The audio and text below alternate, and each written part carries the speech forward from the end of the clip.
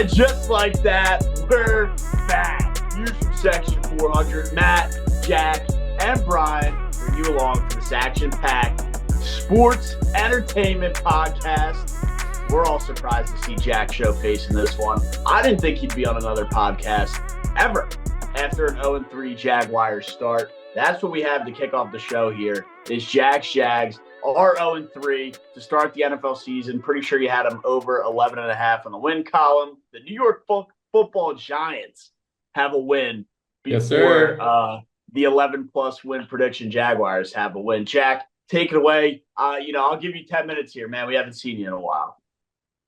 10 minutes, brother. Fuck 10 minutes. The Jaguars don't get 10 minutes of my time right now. Oh, man. It's where do I start? 0-3, dude. You could start with the players. You could start with the coaches. You could start with the owner. I mean, the whole thing, top down, burn it the fuck down. It's terrible right now. By the time we get that new stadium in 2026, we better have a fucking football team. Because the product that we're putting out there right now is not a real football team. It's not a college football team, but it's the closest damn thing to it in the NFL right now. We just saw what Andy Dalton did to turn around the Panthers. There's no one coming to save the Jaguars. Like, it's Trevor Lawrence, the dude we just paid $50 million, and he's missing wide open wide receivers, throwing interceptions to dead men. Damar Hamlin, like, if you watch that Damar Hamlin interception from Trevor's view, from the behind the line of scrimmage view, he completes that pass. It's a 20, 30-yard gain. I don't think Damar Hamlin's all that good, despite the fact that he intercepted that football. We could have taken that around him up the field for a touchdown. Instead, he fucking sails him. All right, so yeah, we can blame Trevor Lawrence, sure. We can also blame the defense who let up 5 straight touchdowns on the 5 straight opening fuking possessions. It's the best defense in the league, I thought. No, look. That's what I wanted to jump into. Look, if you guys want to really look at the stats, after week 2, we put on. Even though we lost week 2, the defense put on. What did we come into week 3 with? An absolutely depleted secondary. We don't have our number 1 corner. We don't have our number 2 corner. We had to start a rookie. It's that kind of shit where that can't happen in the NFL. When your biggest concern as a team going into the season is a thin secondary room, and then you lose your top 2 guys in going into week 3. Like, yeah, you're fucked. It doesn't matter what Josh Hines Allen and Trayvon Walker, Eric Armstead can do up front. It doesn't matter. But having said that, they're not playing well right now either. Offensive line is probably the worst in the NFL.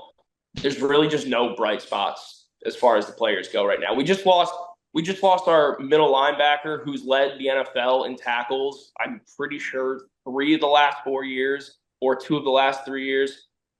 Foye Oluokun, we just lost him in this game too. So yeah, dude. I mean, look, the players, there's nothing going right now. But how do you even get in that situation? You go take it a step up. You look at Doug, you look at Press, and you're like, guys, what the fuck is going on here? Like, seriously, like, Doug, you're trying to run an offense that was decent in like 2017, 2018, like when you had Carson Wentz and everything, the best offensive line in the league probably. Like, you can't do that shit here. You need to become creative and work with what you have. And he has not done that. He was a hell of an upgrade from Urban Meyer. I remember when he took over the Jags 2 years ago, it was very exciting. You can tell the players were excited. They were playing around him, but that's gone now. That's absolutely gone now. It's going to be kind of crazy to say that Urban Meyer got fired, I think, after like week, I don't know, what was it, 8, 9, 10, 11, somewhere in that range. Doug Peterson's not making it that far this year. At this current trajectory, he's out. He's out. Next game, we lose to the Texans. He's out. Like, his leash is so fucking short right now.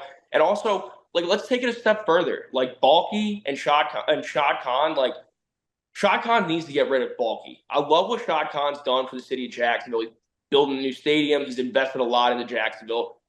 Good guy. He doesn't get too involved as an owner. We don't have a Jerry Jones on our hands. But you need to put the right people in the right position. I feel like I'm at 10 minutes. I'm done. Fire Press Taylor. Fire Doug. fire the OC. I mean, dude, clean house. Start it over. Start it over. Seriously. Like now is the time to do it. Don't wait any longer. It's not going to get any better. This offense and the coaching is just it's 10 years old. We're not running motion. You watch Josh Allen send James Cook this way and that way, and Talir Shaquille this way and that way. They know what our defense is on every fucking play before they even snap the ball. We're just standing there, handing it off to ETN and hoping for the fucking best. It's just not an offense that you can run in 2024 NFL, period. Well, Burn it down. I'm happy to hear you're no longer in denial and you are pointing fingers and you're ready to rebuild here because it took a while. But my last question to you is, are you ready to admit Aiden Hutchinson is better than Trayvon Walker? I mean, it's kind of the last step. I'll admit it for him because the right answer is yes. Aiden Hutchinson is an all-pro player, and this Walker guy is not. Whether Jack's ready to admit that or not, I don't need Jack to tell me what I know is right. I think that's the last step here because we heard him start batching Trevor Lawrence, which is something he hasn't done in the past, and it seems like he's finally turning the corner there. This is the last step. Are you ready to give up and say Aiden Hutchinson was the correct choice over Trayvon Walker? Let me take a step back, Brian. As much as I just trashed on Trevor, I would still rather have him than Daniel Jones. I know you saw the new graphic that just dropped. Another Daniel Jones comparison, sure, whatever. We're using Daniel Jones not because of the graphic, because he's your quarterback and you think that he's fucking godsend. No, I would still rather have Trevor any given day of the week. Trevor Lawrence has thrown 4 touchdown games. He has led 27-0 comeback in the playoffs. Daniel Jones is not doing any of that. The ceiling for Trevor Lawrence is still through the fucking roof. He just needs to actually come into his own, and he hasn't had the coaching to develop him to that point. And it's that simple. It's that simple. He is still way too raw in year 4, which is crazy. He's way too raw. He needs to have been developed by now. Obviously you can't just go grab one of these quarterback whisperers from another team, but goddamn, dude, we need someone who knows how to actually work with the quarterback. That's not Doug Peterson from fucking 10 years ago, because we know what happened with Carson Wentz. He was great for a season when no team in the NFL knew how to figure out the RPO. And as soon as they did, he went to being one of the worst quarterbacks in the league. And then Nick Foles won the Super Bowl. I think you forget that. You could talk about how it was so long ago, but Doug Peterson won a Super Bowl with Carson Wentz and Nick Foles at quarterback. It was the RPO offense. It was before anybody knew how to fucking figure out how to stop an RPO offense. It's not like Doug Peterson invented it, but he was the one who actually made it kind of popular in the NFL and won a Super Bowl with it. I'll give him credit for that. But let's not forget how fucking fluky that Super Bowl was. And it honestly just came down to the fact that no one knew how to stop the RPO. Now they do, and now Doug's still trying to run that shit, and it's running this organization into the ground. Look, Jack, I understand you're mad. But Nick Foles was not burning people down the sideline, pulling the ball in a handoff, and running the RPO offense running 4.4 speed down the sideline. I mean, this guy. Do you know what the RPO offense is? It's not all about quarterback runs. The run pass option, of course. Yes, to your running back. Yeah, there's no running. Throw it to the wide receiver. You're not doing read option RPOs with anybody outside of Lamar and Anthony Richardson, bro. But Wentz, that was a huge part of Wentz's game. Wentz was huge with the legs, and to say that Nick Foles took over this offense that Wentz ran, that just isn't what happened. I'll give you the run pass option for sure, but it completely changed when Foles took that offense over. It still took plays like fucking Philly to win a Super Bowl for them. That's what I'm saying. That creativity, that newness to an offense. You could say that for any Super Bowl. That was cool 10 – no. Every Super Bowl takes a little bit of luck. I think you're missing my point here. Doug Peterson won a Super Bowl.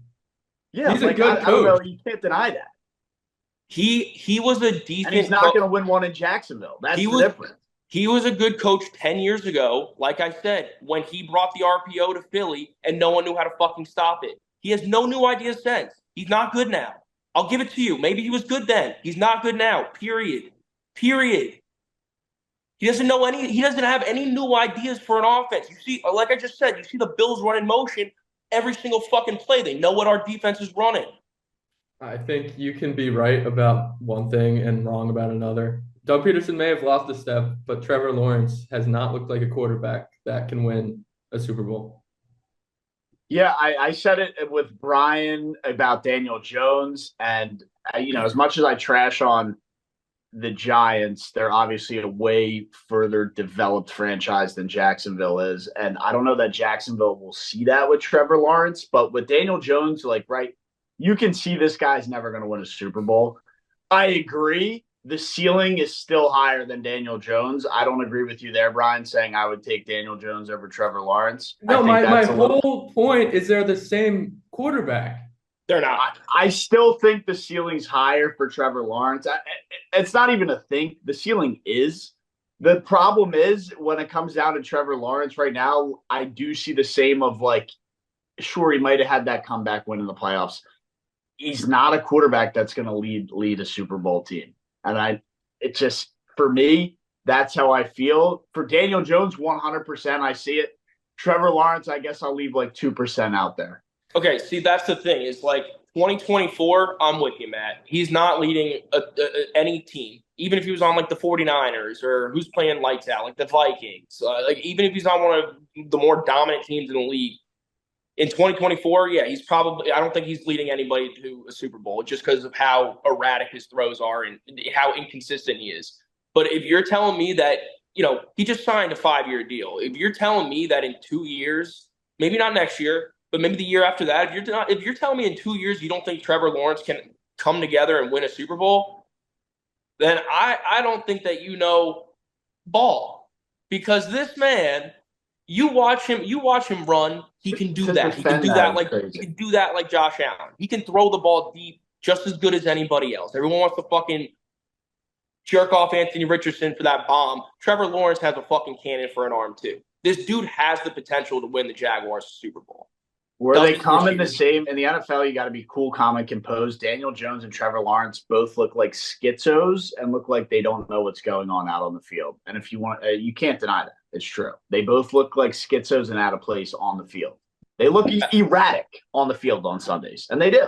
That's just what it is, and that's where I can put them compared together. I think when you're dealing with one of the worst offensive lines in the league, you kind of have to look like a schizo.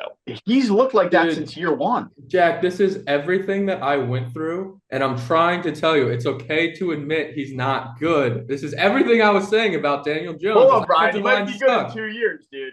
Yeah, and then I was like, give him time. Eventually, you just got to cut ties and say it's not it. Can we admit that I'm not there yet. No, I'm trying to help you. And the Jaguars paid the wrong guys? No.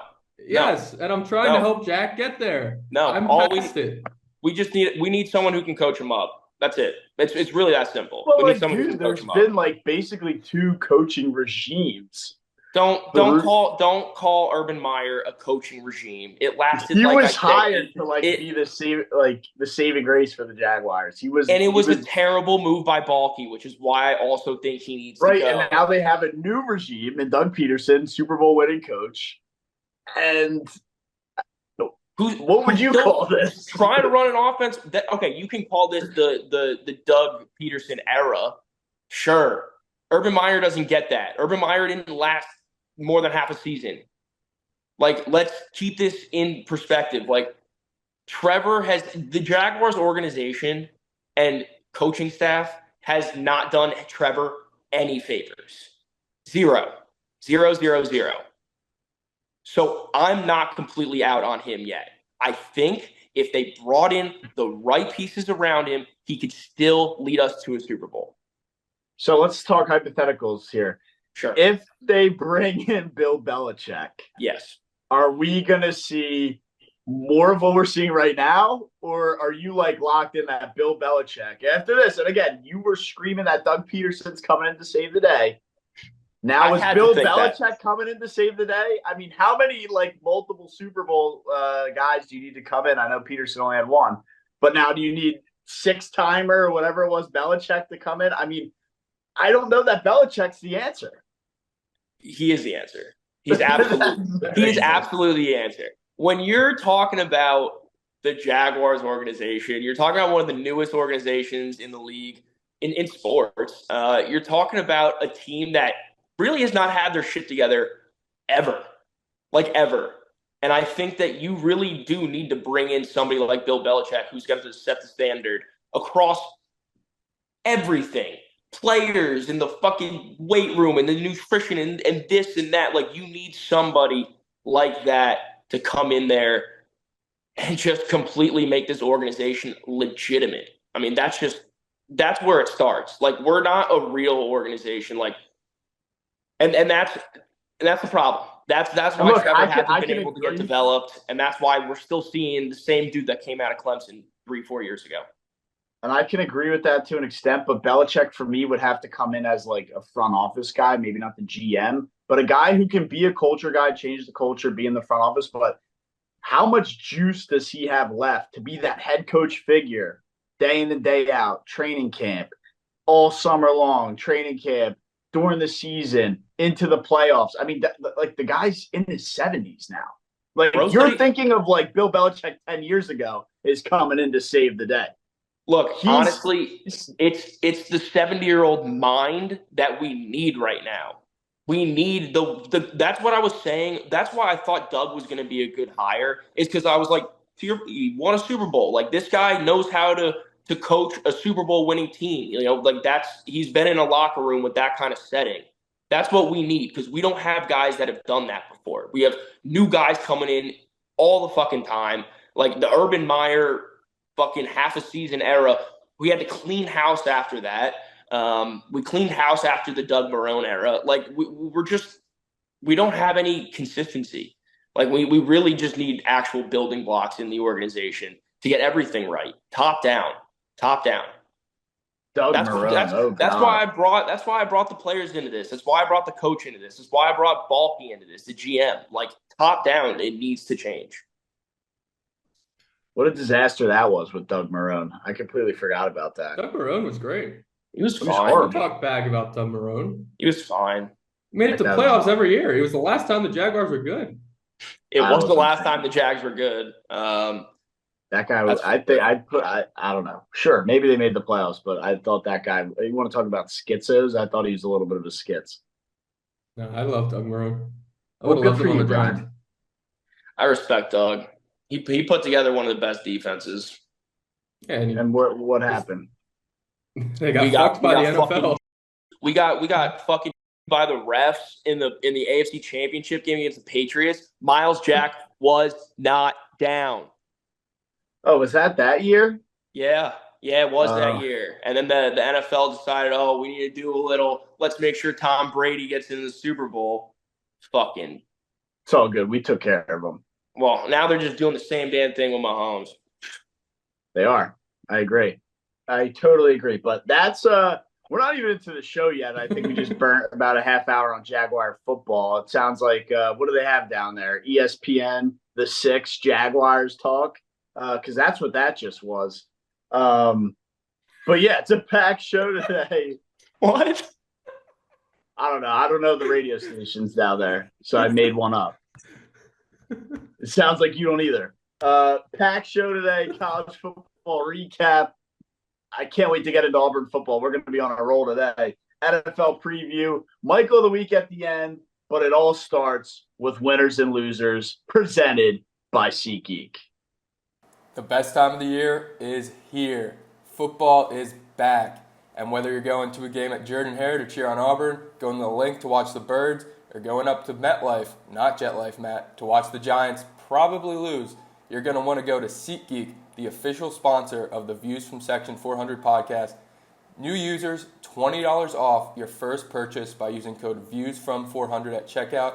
Again, new users, $20 off your first purchase to any football game, any postseason baseball game, anything you're doing this late summer or fall. Code VIEWSFROM400 at checkout.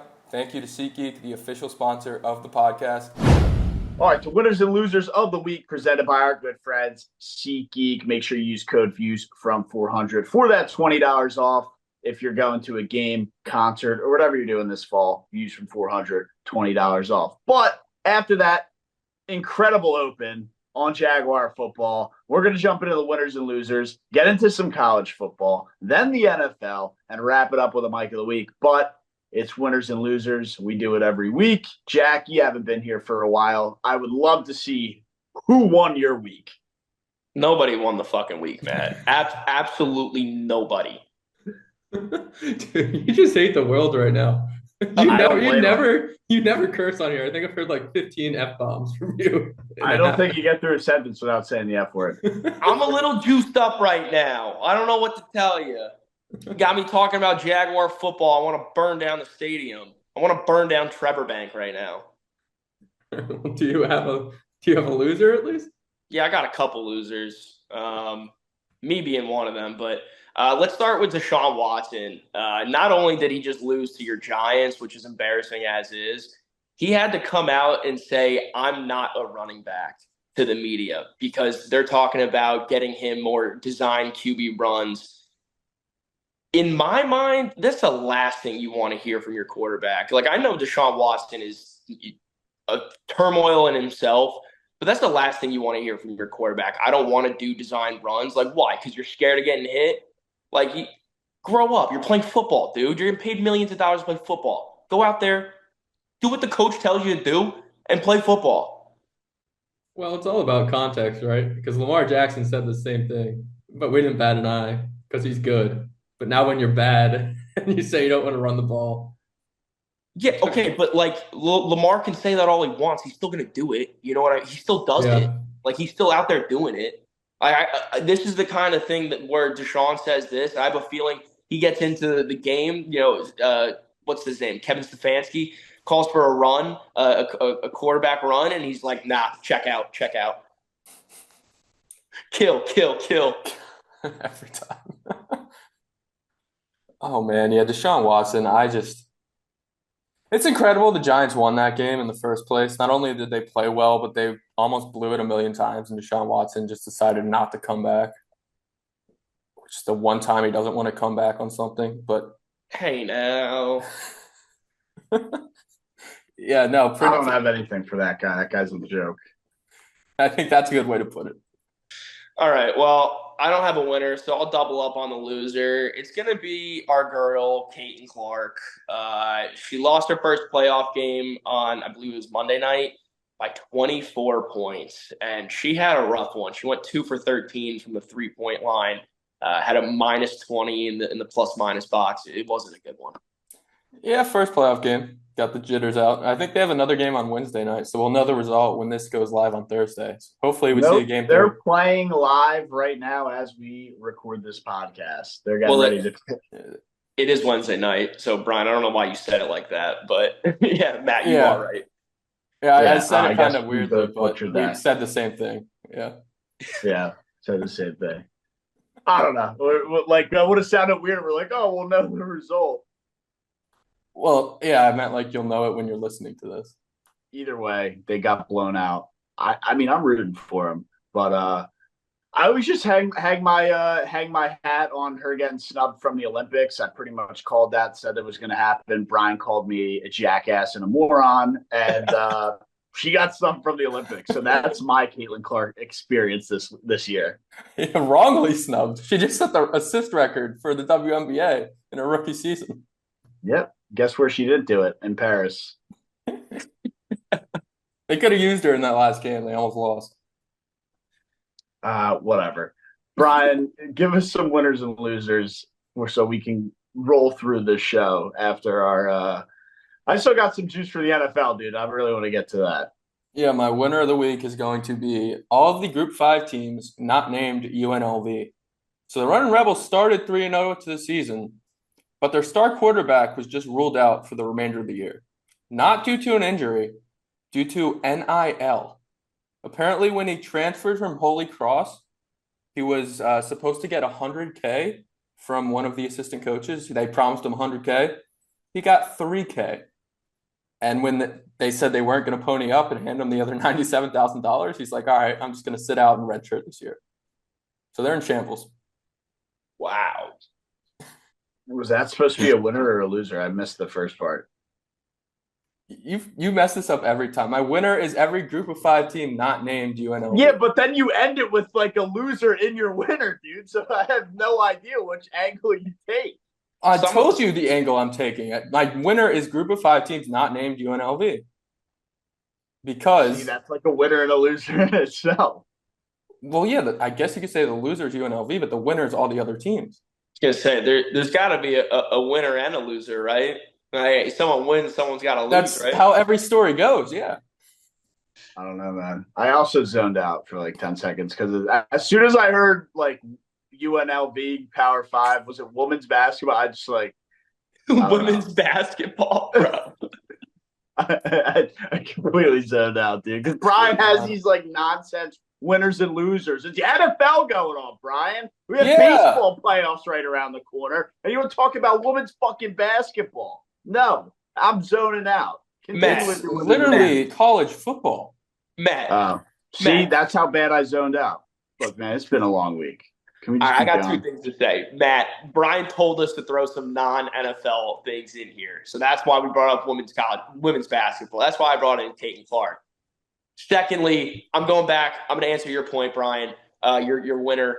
Dude, NIL fucking sucks. Like, I love it for the players, like, to actually get paid. But when this stuff happens, bro, like, just play some fucking football. Again, part 2 of what I'm saying this during winners and losers. Just play some football. I mean, they promised him $100K and they didn't pay it. And he relocated. Like he probably doesn't love UNLV. He just wanted to get a bag. And if you're not going to give him the bag, like I don't blame him for just living in Las Vegas and enjoying life for a year. Yeah, I mean, look, I guess it just kind of misconstrued. I was having a conversation with a friend about like these rookie contracts that these guys in the NFL are getting nowadays, like Anthony Richardson. He got I think he's 34 million guaranteed in his rookie contract. We were talking, why would you go to the NFL? It's because you want to get a high draft pick, get that money right away, but you could stay in college, develop yourself, and then actually be a good quarterback and not be what AR is right now. But that's just like it makes it even further now. Like now you've got guys going into college just to get money. Yeah. Like they're not even trying to make the NFL anymore. They just want to make as much money as they can in college. We just had the game last weekend with Utah and Oklahoma State. The quarterbacks were both 25 years old. I mean, it's crazy, dude. Like, and everyone wonders why the product in the NFL and the quarterback play and the O-line play and all that stuff's going downhill. It's because these guys don't care anymore. They're making all their money already before they even get to the NFL. That's a great point. NIL is the downfall of the NFL. Straight up. I guess I'll give you my loser. Or unless, Matt, you have anything to add there. Matt has nothing to add. I did because I zoned back in for a second. I want to keep us here all night. The NIL, I think, is extremely important because you will have all these guys jump off and go be TikTok influencer fucking losers for the rest of their lives and try and make money on the internet like we're doing. And we won't have these super athletes anymore. They'll jump to making money online. You see these 18-year-olds, 19-year-olds doing TikTok and making huge deals. If you take the NIL, look at the kicker, the destroying guy, for example. He didn't continue to pursue an NFL career. He kind of did, but he turned to where he was making money on YouTube, and that's what these super athletes will do. That's a bad example. He got kicked off of UCF because he was making YouTube videos, so he couldn't play at UCF. Correct. That's exactly – so he picked one or the other. It was he got kicked off the team. Like right, Brian. It wasn't a choice. It wasn't a choice. He got kicked off because he was right, and he could have said, "Okay, I'll stop doing that and go to." No. He tried and he got kicked off. Okay, and then why can't he go to a different program? Well, because he got kicked off of a team. I don't think another program. I think they would have been able to work that out. And it was also before NIL, so like he would have had to wait for a year to play. Brian, you understand my point? You're just trying to take a different money angle. on these videos. No. What do you not understand about my point? Well, I kind of understand your point, but the destroying Why do you kind of understand it? What do you not understand? Well, your example of destroying is inherently not what you're saying. Because he got kicked off the team. He didn't choose to make YouTube videos and then not pursue football. He was making YouTube videos and he got kicked off the team. And then he just made videos because he couldn't play I think football. you're just trying to make me look stupid, man. I mean, Brian, look, if you're a fucking college football player, don't make videos and you'll stay on the football team. I'm pretty sure that's the point here. Yeah, Like, no, he could have done that. Don't go be a YouTube star and a TikTok star. Focus on playing football, and you won't get kicked off the team. Like, I think now you can do both. Now you can do both. Yeah, now you can. That's the point I was trying to make. Apparently, that wasn't clear. But either way, that's what I had just for the 2 cents on the NIL to break that down, because now you can have best of both worlds. Now you can make the $1 million. In this guy's case, not make the money, and play football or play whatever sport you want in college. And that's just the point I was trying to make, is you can do both now. And if you don't have the NIL, I know you guys, or at least Jack, said it was stupid. It's going to ruin the game, because these great athletes are going to show off their talents and get paid for it elsewhere. Does that make sense, or is that over the head? Oh, Brian's got something else. Yeah, now. I think you lost me on that one too. Yeah, where's elsewhere? On TikTok. Someone will pay them to go do something in commercials. Yeah, no, this is where you lost me in the first place. You're saying you think kids would rather go on TikTok than try to be athletes if NIL didn't exist? Yes. I think they can showcase their talent. Somebody will sign them to go do something else if NIL didn't exist, right? So, like, say the guy King, I don't know what it is, but I this makes way much more sense in my head than I guess it does in yours. So you're saying a kid that has dreams to go to the NFL would rather make a bag making TikTok than go maybe not college. TikTok, but showcase his talents for something that can make him that much money now. Like, dude, him just like lifting weights on TikTok will probably generate buzz, and he can generate an income at 18 years old if NIL doesn't exist, compared to having to go grind 4 years of college football. Is that, I don't know why that makes a lot more sense in my head than I guess it does for you guys. Maybe I'm wrong. I don't know. Something's not connecting for me. Yeah, they can still make TikTok videos. When we're talking about NIL, we're talking about like sponsorships. Right, they'll get, dude. All right, I'm not going down the rabbit hole on this one. Yeah, You guys were trying to make it. Per usual, it's what we do here. I always get pointed out to be the jackass. I'm sure that'll be a clip. That'll be a clip in 2 days. Winners and losers here. I'll jump into it. You're gonna skip me? Oh, you still got more? My bad. Yeah, I have a loser. Dude, I forgot. I got too jammed up. Oh, my loser is going to be Major League Baseball, because Rob Manfred once again showed off his incompetency. The Mets and the Braves were supposed to play 2 games on Wednesday and Thursday. They had an off day on Monday. They played yesterday. Lo and behold, a hurricane, which, Jack, I know you probably know much about, is hitting the southeastern United States tonight, and it's going to be there tomorrow. They've known this. Meteorologists have known this for a week now. Nothing was done. The Braves said they wanted to keep the games because they would have high crowds and they didn't want to give up the turnstile revenue. It was a hurricane. All the schools are out for the week. Everybody's evacuated. The governor declared a state of emergency. And now the Mets and Braves have to play a doubleheader on Monday to then go play in the wild card round on Tuesday. Most likely the winner of that series is going to have to fly to California the day after a doubleheader to start the playoffs. It's an utter disaster. I think that's a win for the Mets, dude. It's a slight win for the Mets because they get to skip Chris Sale. Skip Chris Sale, and they already have the advantage, right? It's incredibly hard to sweep a doubleheader in baseball. Incredibly hard. But so you figure the Mets will win at least one of those. Yeah, and then they'll make the playoffs and they get out of town at 10 p.m., have to fly to LA or San Diego the next day, burn their 2 best pitchers, and then get swept by the Padres or Dodgers in the first round. So then you can say be better in June, July, and August. They were better in June, July, and August. They had the best record in baseball in June, July, and August. They should have been better in April. If they were, then they wouldn't be in this situation. They had the best record in the. They should have been better in April and May. But at the same time, the MLB could have easily had a doubleheader on Tuesday. They had opportunities to not put themselves in this position. They could have won the NL East like the Philadelphia Phillies did. And that's a good transition into my winner of the week, because it will be the Philadelphia Phillies, who won the National League East for the first time in almost 15 years since, or what would that be, 13 years, 2011. They haven't won an NL East title. Finally get it done. The Phillies crown, and look, sky's their limit. You want to talk about high ceilings? The World Series is their ceiling, and they got a damn good shot to do it. We won the season series against the Braves, won it against the Mets, won it against the Dodgers. We're the best team in the National League. They got to go out there and get the job done. They're my winners of the week for bringing home an NL East crown. Everybody had doubts. Everybody had whatever they want to say about the Phillies. Harper this, Turner that. Team can't pitch. They got it done. And you can't take that away. The NL East, for the first time in 13 years, is coming home to South Philadelphia. They got it done. Can't deny that one, Brian. Can't make me feel like an idiot about that, bitch. Well, I can't. The Mets started 0-5. If they didn't start 0-5, they would have won the division. They started 0-5. It's tough. Shit happens. And now they got to go play fairy tale baseball in the hurricane and fly halfway across the country and do playoff series. Sucks. Yeah, it does. Cry me a river.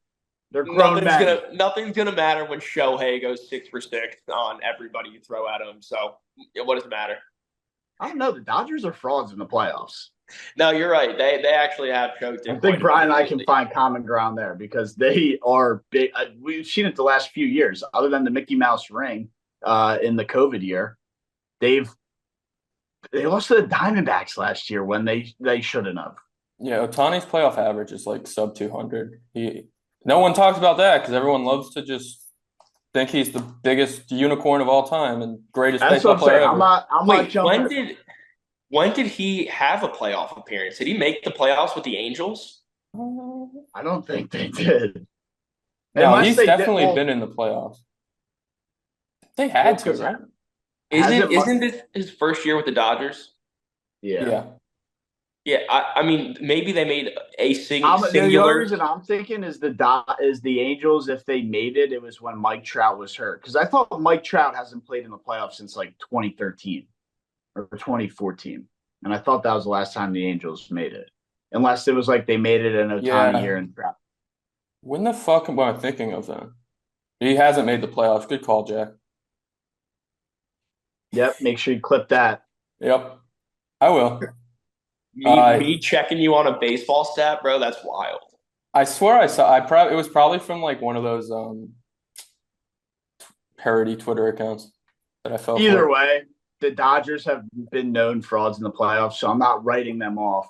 Ohtani's great, but I'm not writing them off to be like they're going to run through the National League. They got to go through Bryce Harper and a pissed off Phillies team. We remember what happened Game 7 in the NLCS. We don't forget. Make sure you stay tuned for my Red October content. That's coming as early as next week. I know Jack and Brian can't wait for that. But loser of the week won't be. What's that? I just gave you a little woo. Oh, yeah. I'm sure you're exclusively most excited. We'll jump into my loser of the week. It obviously won't be the Jaguars because Jack just has enough going on in his world. Don't need to pile on anymore. But it is going to be the team that everybody had going to the Super Bowl. Brian, 50s fucking touchdowns out of Joe Burrow. The Cincinnati Bengals are 0-3 with losses to the New England Patriots and the Washington Commanders, teams who are projected to finish the bottom of the league. Joe Burrow looks out of whack.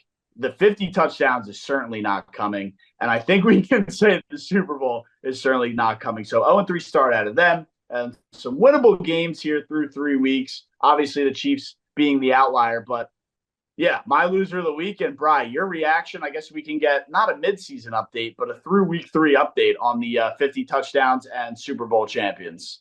Not worried about the Super Bowl champions. I am worried about the 50 touchdowns. He needs to change his hair. But I don't blame him for losing that Monday night game. Jaden Daniels showed why he's going to be Rookie of the Year. That's all that was. Yeah, Jack, I don't know if you're ready to flip sides. I'm not saying I'm ready to flip sides, but Jaden Daniels, spectacular so far. I won't put all the credit on him. I think Cliff Kingsbury is doing a spectacular job opening things up for him and making the game easier. Yeah. I've been like pretty iffy on Cliff Kingsbury throughout his like entire coaching career. So I don't want to give him too much credit, but when your rookie quarterback is playing as good as he is, you got to give him some credit. Cliff's putting him in positions to do well. It's a whole lot of, throw the ball short, this, that, and as Brian hates. But what that does is open up the deeper shots down the field on a couple select plays, and we saw Terry McLaurin execute that to perfection. So Dude, I got to give them some credit. Yeah, Jaden Daniels actually does look pretty good, and Thank you. definitely the favorite for offensive rookie of the year, which is the most disgusting thing I've had to say all day. I appreciate you admitting that. And it's not. I look. He's looked good. They're 2-1. He's looked solid. But like, yes, he's fine. But it's more of like, dude, Caleb Williams has looked horrible. Like that's why Daniels is running away with it so easily, and it's so glaring for Daniels because Caleb Williams isn't giving it a shot, dude. I mean, sure he might have thrown for 300 yards or 300 plus yards for his first time ever, but I mean, what are the Bears? 0-3? Yeah, and it took them 50 passes to Or get one there. and two because they had that comeback against the Titans, which was Mickey Mouse. I mean, Caleb Williams isn't giving it a chance. No, the Bears are defensively led. That Tennessee win was definitely because of their defense. He should be 0-3. The only reason he had 300 passing yards, like I said, he just threw the ball 52 times in the game. If you don't get the 300 yards on 52 attempts, boy, you got big problems. But yeah, no, I mean, he's definitely hasn't looked sharp at all, and I think that's on him. I also think that he's in a similar situation where his offensive line is just absolute dog shit and not really giving him a chance to do too much. And it also sucks when you can't get the running game going. DeAndre Swift might be the worst running back in the league. Like for the amount of touches that he gets in a game, he might be the worst running back in the league. And I'm saying that over a guy like Zeke. With the defense that loaded, offense on paper that loaded, it's got to fall on Matt Eberflus, right? Well, it's amazing they have a former offensive lineman for a GM, and the one thing he neglected to bring to his team is a good offensive line. Like, Good point. how does that happen? I mean, look, when you're sitting there and you're like watching Caleb Williams and you're drafting him, you're saying, look, this guy can make those special plays without an offensive line. So I couldn't kind of understand where the thought process was, but this is the NFL. You need to be able to throw the ball from the pocket and execute an offense. You can't just go buck wild on every play. 1.8 yards per rush from DeAndre Swift this year. Dude, he's so bad. He's so bad. And he just played the Colts, who probably have the worst run defense after giving up 150 yards back-to-back weeks to who was it? Josh Jacobs and give it to me. Joe Mixon. Joe Mixon. Joe Mixon and Josh Jacobs both ran for $150 on him. And then here comes DeAndre Swift. And what did he average? 1.2? This season's 1.8. 1.8. I mean, it's just gross. He's against the Colts, 13 carries for 20 yards. And people forget, dude. People are like, oh, DeAndre Swift is a good running back. Like, no. He's ran behind the Detroit Lions offensive line and the Philadelphia Eagles offensive line, who are undoubtedly two of the best offensive lines over the past 5 years or however long he's been in the league. Now he's with the Bears, terrible offensive line, and he's a terrible running back. His running stats look like Malik Willis's throwing stats. Against Houston, 14 for 18. Last week, 13 for 20. Like, it's so gross. Sorry, I'm coming at him hard, but I'm upset about the Jags, and he's just really not playing well. So sorry, Mr. Swift, but you stink. Yeah, I mean he hasn't been that good, and it definitely is because of the offensive line. Again, it's super ironic that the GM's a former lineman and might be the worst O-line in football. I mean, definitely bottom 5. Yeah, them or the Patriots. Yeah, and at least the Patriots are winning a couple games against some tough Jags. The Jags, I guess, would be up there too. Yeah, I mean, all 3 or 4, whatever, are bottom 5. But I mean, look, winners and losers, as always, presented by SeatGeek. Why don't we jump into the boys who play on Saturday, and that's college football. I'm scrolling through the outline here that Brian loves to make, and Auburn football is not on there. So as a college football fan, an SEC fan, we talk the top of the SEC. We might as well start it off with the bottom of the SEC, the 2 boys who went to Auburn. How can we leave the War Eagle Tigers out of this podcast? Just your guys' reaction to Arkansas going into Jordan-Hare and winning. I mean, why does Auburn have all these home games when they can't get it done? Well, I was hoping we wouldn't have to talk about this again because I did talk about it in the last show, but we can Oh talk about no, it again. We need the double reaction here, brother. All right, well, Jack, I guess you can talk about your other bad football team. No, no, thank you. I'm gonna hit you with a War Eagle, and I'm looking forward to Auburn basketball. Yeah, that's a good way to put it. Listen, Auburn's offense is second in the SEC and plays over 20 yards. The problem is they're first in all of college football in turnover differential, or I guess last would be the correct term. They've turned the ball over 14 times. So it's not good. Yeah, I don't know, Brian. It's giving you a couple days to settle down and give a more calm down take on Auburn football, but it sounds like you're all out and ready for college basketball. Which is wild because we remember how the Auburn Tigers spiraled out of the tournament last year. Yeah, well, that was last year, and this is this year, and their college basketball team's a lot better. Their football team's not. But right now, I'm locked into Auburn soccer and Auburn golf. National champions in golf. You have that going for you. Oh yeah, War Still Eagle. ranked number one. Could There go we back go. to back. That would be electric. But yeah, we'll jump into the teams that actually matter or the games that actually count. Tennessee and Oklahoma, the biggest game of the year so far. You could call that Texas and Michigan game the bigger one, but we all know that was just total domination by the Longhorns. And this one went expected pretty much as I thought. Maybe Oklahoma keeps it a little close, but Tennessee pulls away. Thought Tennessee might have pulled away a little more at the end, but I'll give them being on the road as to why they weren't able to get it done. But boys, your thoughts on Tennessee could maybe give Texas a shot for the title. Yep. After this game, I'm convinced Tennessee is going to be. We don't have to make them ours because I know it's still early, but they are at least my college football future for 2024. Yeah, I'm not gonna go there, Brian, but I definitely think that this is a playoff team. I definitely think that they're a playoff team, and I got to give them credit. They won me some money. Like clearly covered their. I think what was the spread? 6.5 on this game. Yep. They won by 10. I think I'm pretty sure I bet it up to 8.5. So I'm very very happy with the Tennessee Volunteers. Rocky Top or whatever they say. Yeah, no, that's all right. Rocky Top. I will say Oklahoma did not look very good, and I guess sports books may kind of be overlooking Oklahoma because they're only favored by one on the Plains this weekend against Auburn. So that might be a max bet for Oklahoma. What? Yeah, the spread is -1 Oklahoma.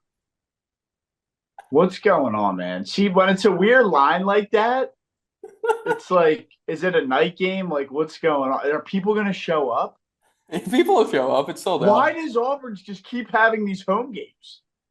Matt, it's football. Half your games are at home. Half of them are on the road. Like, what do you want from them? Bro, it's been like the last 5 weeks has been a home game. You can't tell me that teams have 5 home games in a row because that's just They not do in how it college. works. Yeah. Because you play the three cupcakes to start the year, and then it just so happens their first 2 SEC games are home.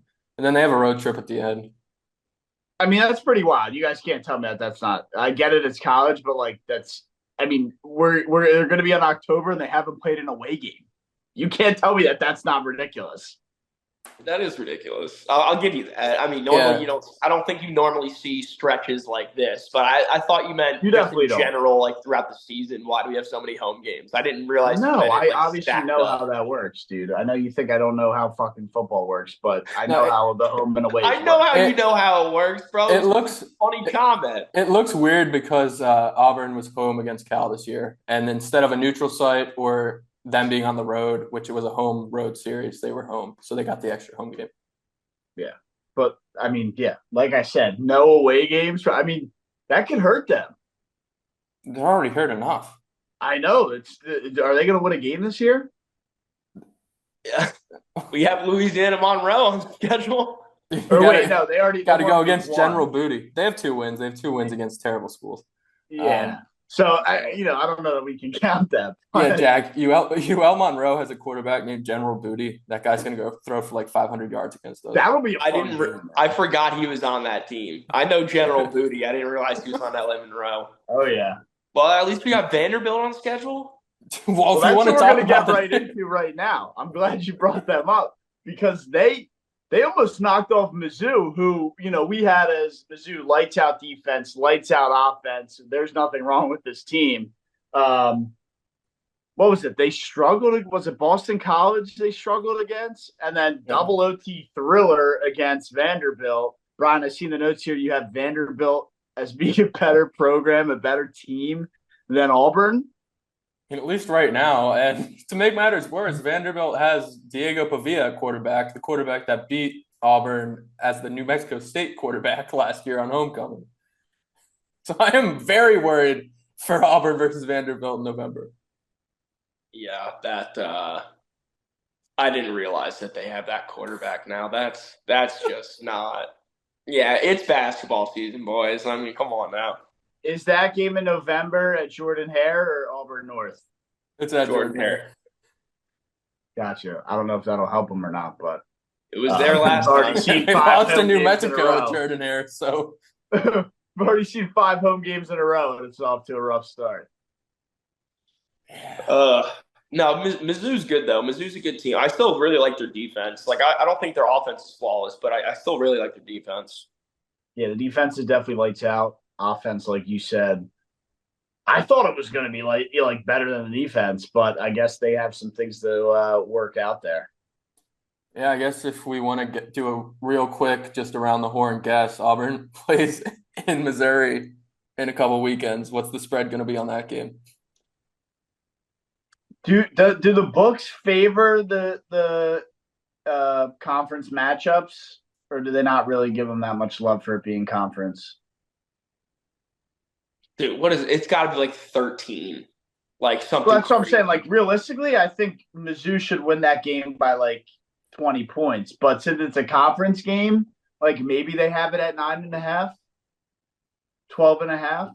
That's what I'm saying. How much are they going to value the conference? The home field matters more than the fact it's a conference game.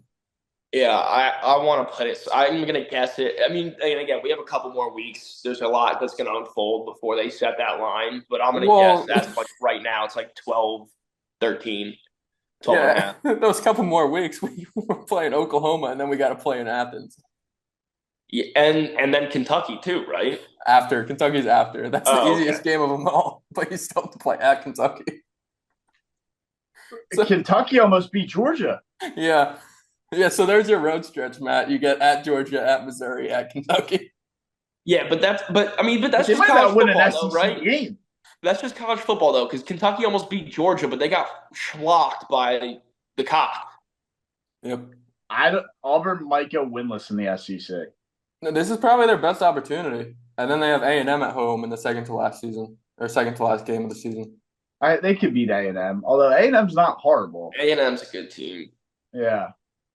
That's going to be tricky. That's a tricky schedule there to avoid a winless conference play season. But holy shit, Brian, this is bad. Yeah, it's really bad. And then you got the Iron Bolt in Tuscaloosa.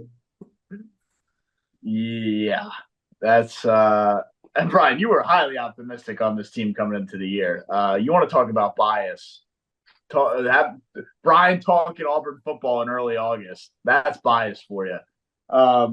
Let's jump into. I just shit on Michigan for losing to Texas, but they did take down USC. I think we did the round table, and a question was highlighted on this game.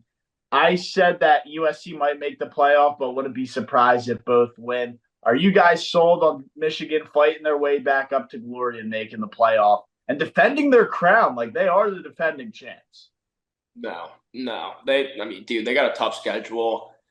I don't think they're beating Ohio State. No, I don't think they make the playoff. Yeah, I tried for like a half an hour to think of a funny pun with their quarterback's name, and I couldn't. But either way, Orji can't throw the football. And when you can't throw the football, it's not good. Isn't this the second time you've tried to come up with a pun or a rhyme for Orji and haven't been able to? It's a tough pun. Like it's a tough thought process around throwing with orgies. There's not much. Not much clue. Agreed. BYU. I'm telling you, I'm trying to get to the NFL. BYU upsetting Kansas State, though. I think that game was on late night on Saturday. I saw it in the just randomly, but 38-9, BYU wasn't even ranked, and now are they a playoff threat? Yeah, especially with UNLV losing its quarterback. There was a tweet by a Kansas State fan that said he'd shove a Taco Bell burrito up his ass if they lost to BYU. And we've never heard back from him. And then BYU tweeted the final score with the caption, Live Moss. So if you are that fan out there, we're waiting on the video of a burrito up your ass. Send a video, Anthony Edwards. But yeah, BYU can make the playoff. They got a Jewish. Did they get ranked in where'd they go in the AP poll? I believe they're up to 24. Okay. Yeah, I mean, look, you just need to be in the rankings to then now start moving up. That was big for them just to break the 25. They're up to 22 now. 22, wow. Yeah, look at them. One ahead of Kansas State. They're in the Big 12, or where do Big they 12. reside? Big 12 they're in. So, I mean, they probably have to play in Oklahoma, right? Oklahoma's SEC. No, Oklahoma's in the SEC now. Oh, that's right, dude. See, the realignment of conferences it's going to take some getting used to. Yeah, Well, I'm sure they're going to have a couple teams that they're going to have to go through to maybe catapult them up the rankings a little more. No, Yeah, I know BYU you have being them. in the Big 12, that kind of fucks them in the playoff too, because they won't be able to get that 12 spot. Right. They have Baylor. They're at Baylor this weekend, so that'll be a tough game in itself. So they could very well have a letdown game right there, and then this is all out the window. Yeah, they play Kansas. Utah's in the Big 12 too. I don't know if they have them on the schedule, but They're in Utah. They host Oklahoma State. Those are their two ranked games. There's some paths there. There's some paths to creep up. Oh yeah.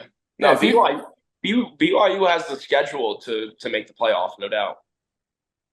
There's a chance. Yeah, that Utah game's probably going to be a must-win for them if they want any shots out. For sure.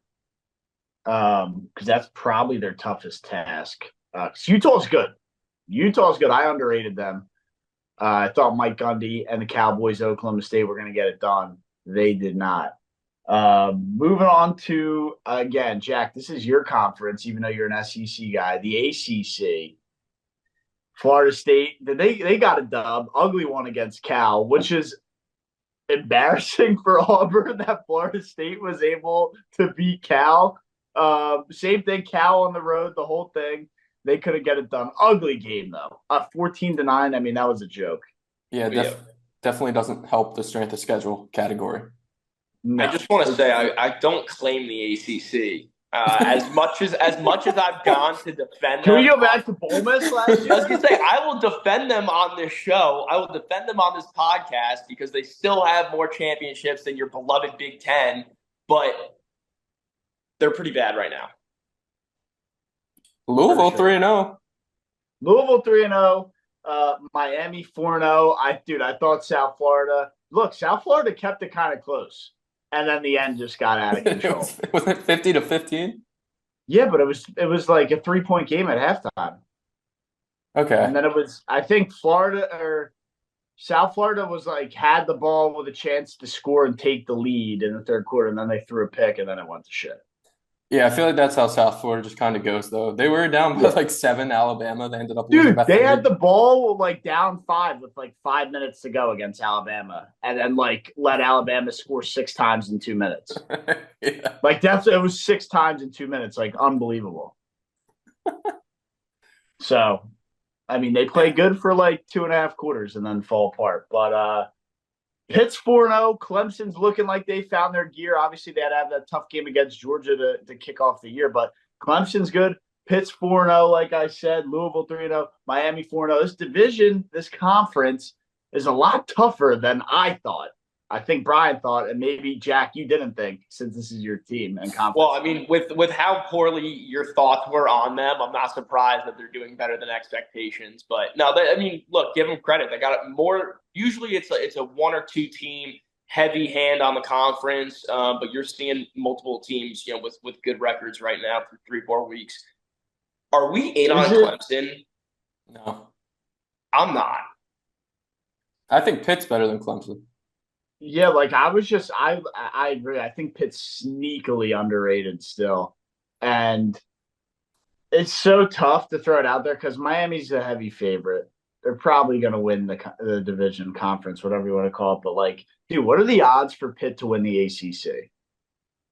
They're high. I They're can probably very high. Is it worth a $5 sprinkle? Depending on the value, I don't know, but I mean, you got to think about the fact that like Miami, Louisville, both of them are undefeated. I think they can beat Clemson and Louisville. Miami's the only team that scares me for Pitt's sake. I mean, I think they have a chance to win or lose any single one of those games. Not much of an answer for you, but There's something to be said when you can win all these games at the end, especially in comeback fashion. Team of Destiny vibes. who Pitt? Yeah. You're talking about Pitt, right? Yeah, okay. What do you think I was talking about, Clemson? I thought you were for a second. I was like, they got their they have this Clemson football team has Clemson basketball March Madness 2023 or I guess that was 2024 written all over it. Just led by two white guys. A couple light skinned guys at guard. Kate But Klubnik, before we jump in, Eagle legend, by the way. Before we jump in who? Will Shipley. You said Will Shipley. He got drafted by the Birds. Jeez, everything I say, I get like a fucking question look by the both of you. It's Well, outrageous. you said Eagles legend. I'm talking about some like It's a young joke. dude. Holy smokes. Let's preview the biggest game of the year so far before we get into the NFL. No crazy look for me saying that? Okay. Georgia taking on Alabama. Who do you guys got? I don't know. Georgia's favored. I think I would lead Bama here. Yeah, you're not gonna get a crazy reaction from us. This is clearly the biggest game of the year, and it has been for like what the past 2 or 3 years. Alabama and Georgia have been on top of the world. Well, I thought this game usually didn't happen in the regular season. It was always the conference championship game. True, and that's one of the reasons why I've always had a whole lot of respect for Auburn, for the Auburn Tigers. Year in and year out, they play Bama, they play Georgia. They don't take games off. They don't take seasons off. Bama, they shy away from Georgia. Georgia, they shy away from Bama. Well, now we get it before October starts. So where are you guys leaning for this one? I would take the home team here in a pick 'em, and I'll roll with Bama. I hope both teams have fun. I hope both teams have a terrible time, but I'm thinking logistically, if UGA fans would have a worse time after a loss, or Bama fans would have a worse time after a loss. That would be so awesome to see Bama lose that game. Probably Bama, just because it's at home. Those fans would be more hurt. Yeah, Georgia probably still would be fine even if they lose this game too, because it's on the road. I think this is more of a not must win, but that type of Bama needs this game more than Georgia does. Yeah, I'll take UGA on the road. Oh, you don't love that. Oh, I can't take Bama, but I don't love taking UGA either. Dude, this is gonna be a fun game, man. Yeah. It's Wednesday night, and I'm pretty pumped up for it. Yeah, I mean, I'm gonna be rooting for Georgia. Yeah, I straight up, I just hate Bama that much more than Georgia. When we sing our songs, we put Georgia second after, or do we put them third? We put them third after Bama. So yeah, but I don't know. I'm kind of, it's getting close. My hatred for Georgia and Bama, it's getting real close. Every time I hear a person bark at me, makes it that much closer. Yeah, I don't know, man. Feels with the fucking War Eagle. I think that's not a bark. Well, we're not, and we say that to each other. We don't yell at opposing fans. War Eagle. Yeah, we're not arrogant with it. We're not arrogant with it. We're not barking in people's faces. We're not rolled past no. I swear I've seen you yell War Eagle at people before. Well, I'll yell it, but not directed at somebody. The only time I really yell it is during all I do is win. All right, I gotta be honest though. That's actually so facts.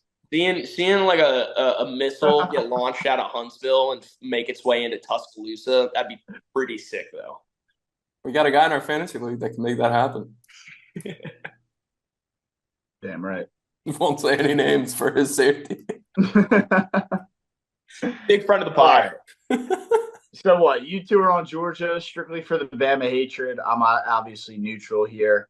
I don't mind Bama. I know you guys have like this hate. I get it. 100%. But I actually, I like Saban all those years. I like Bama all those years.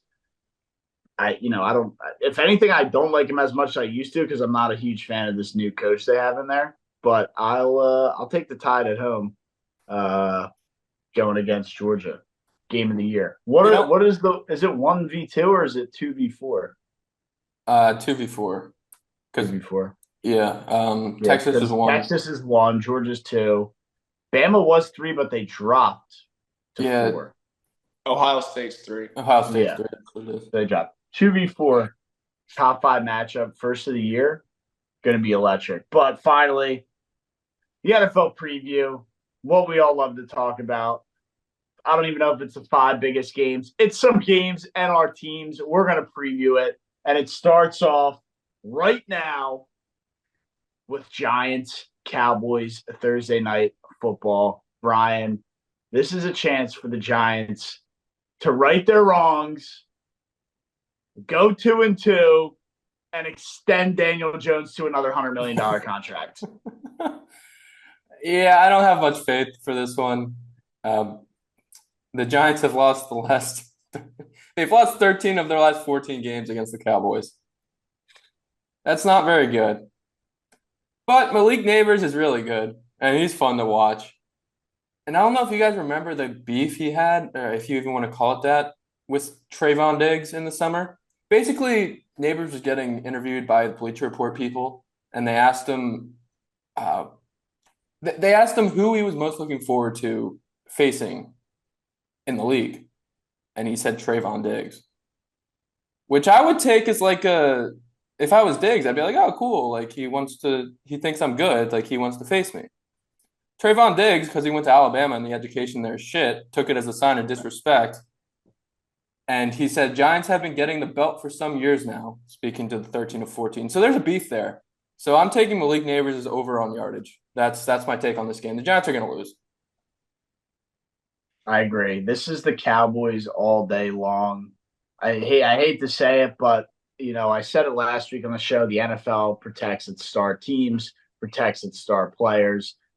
Cowboys aren't going 1-3. They're not going to make it that easy for the Eagles. The NFL doesn't care about the Giants. It's Daniel Jones or Dak Prescott. They're going to protect Dak. Didn't they win 40-0 here last year? I would take the 5.5 all day.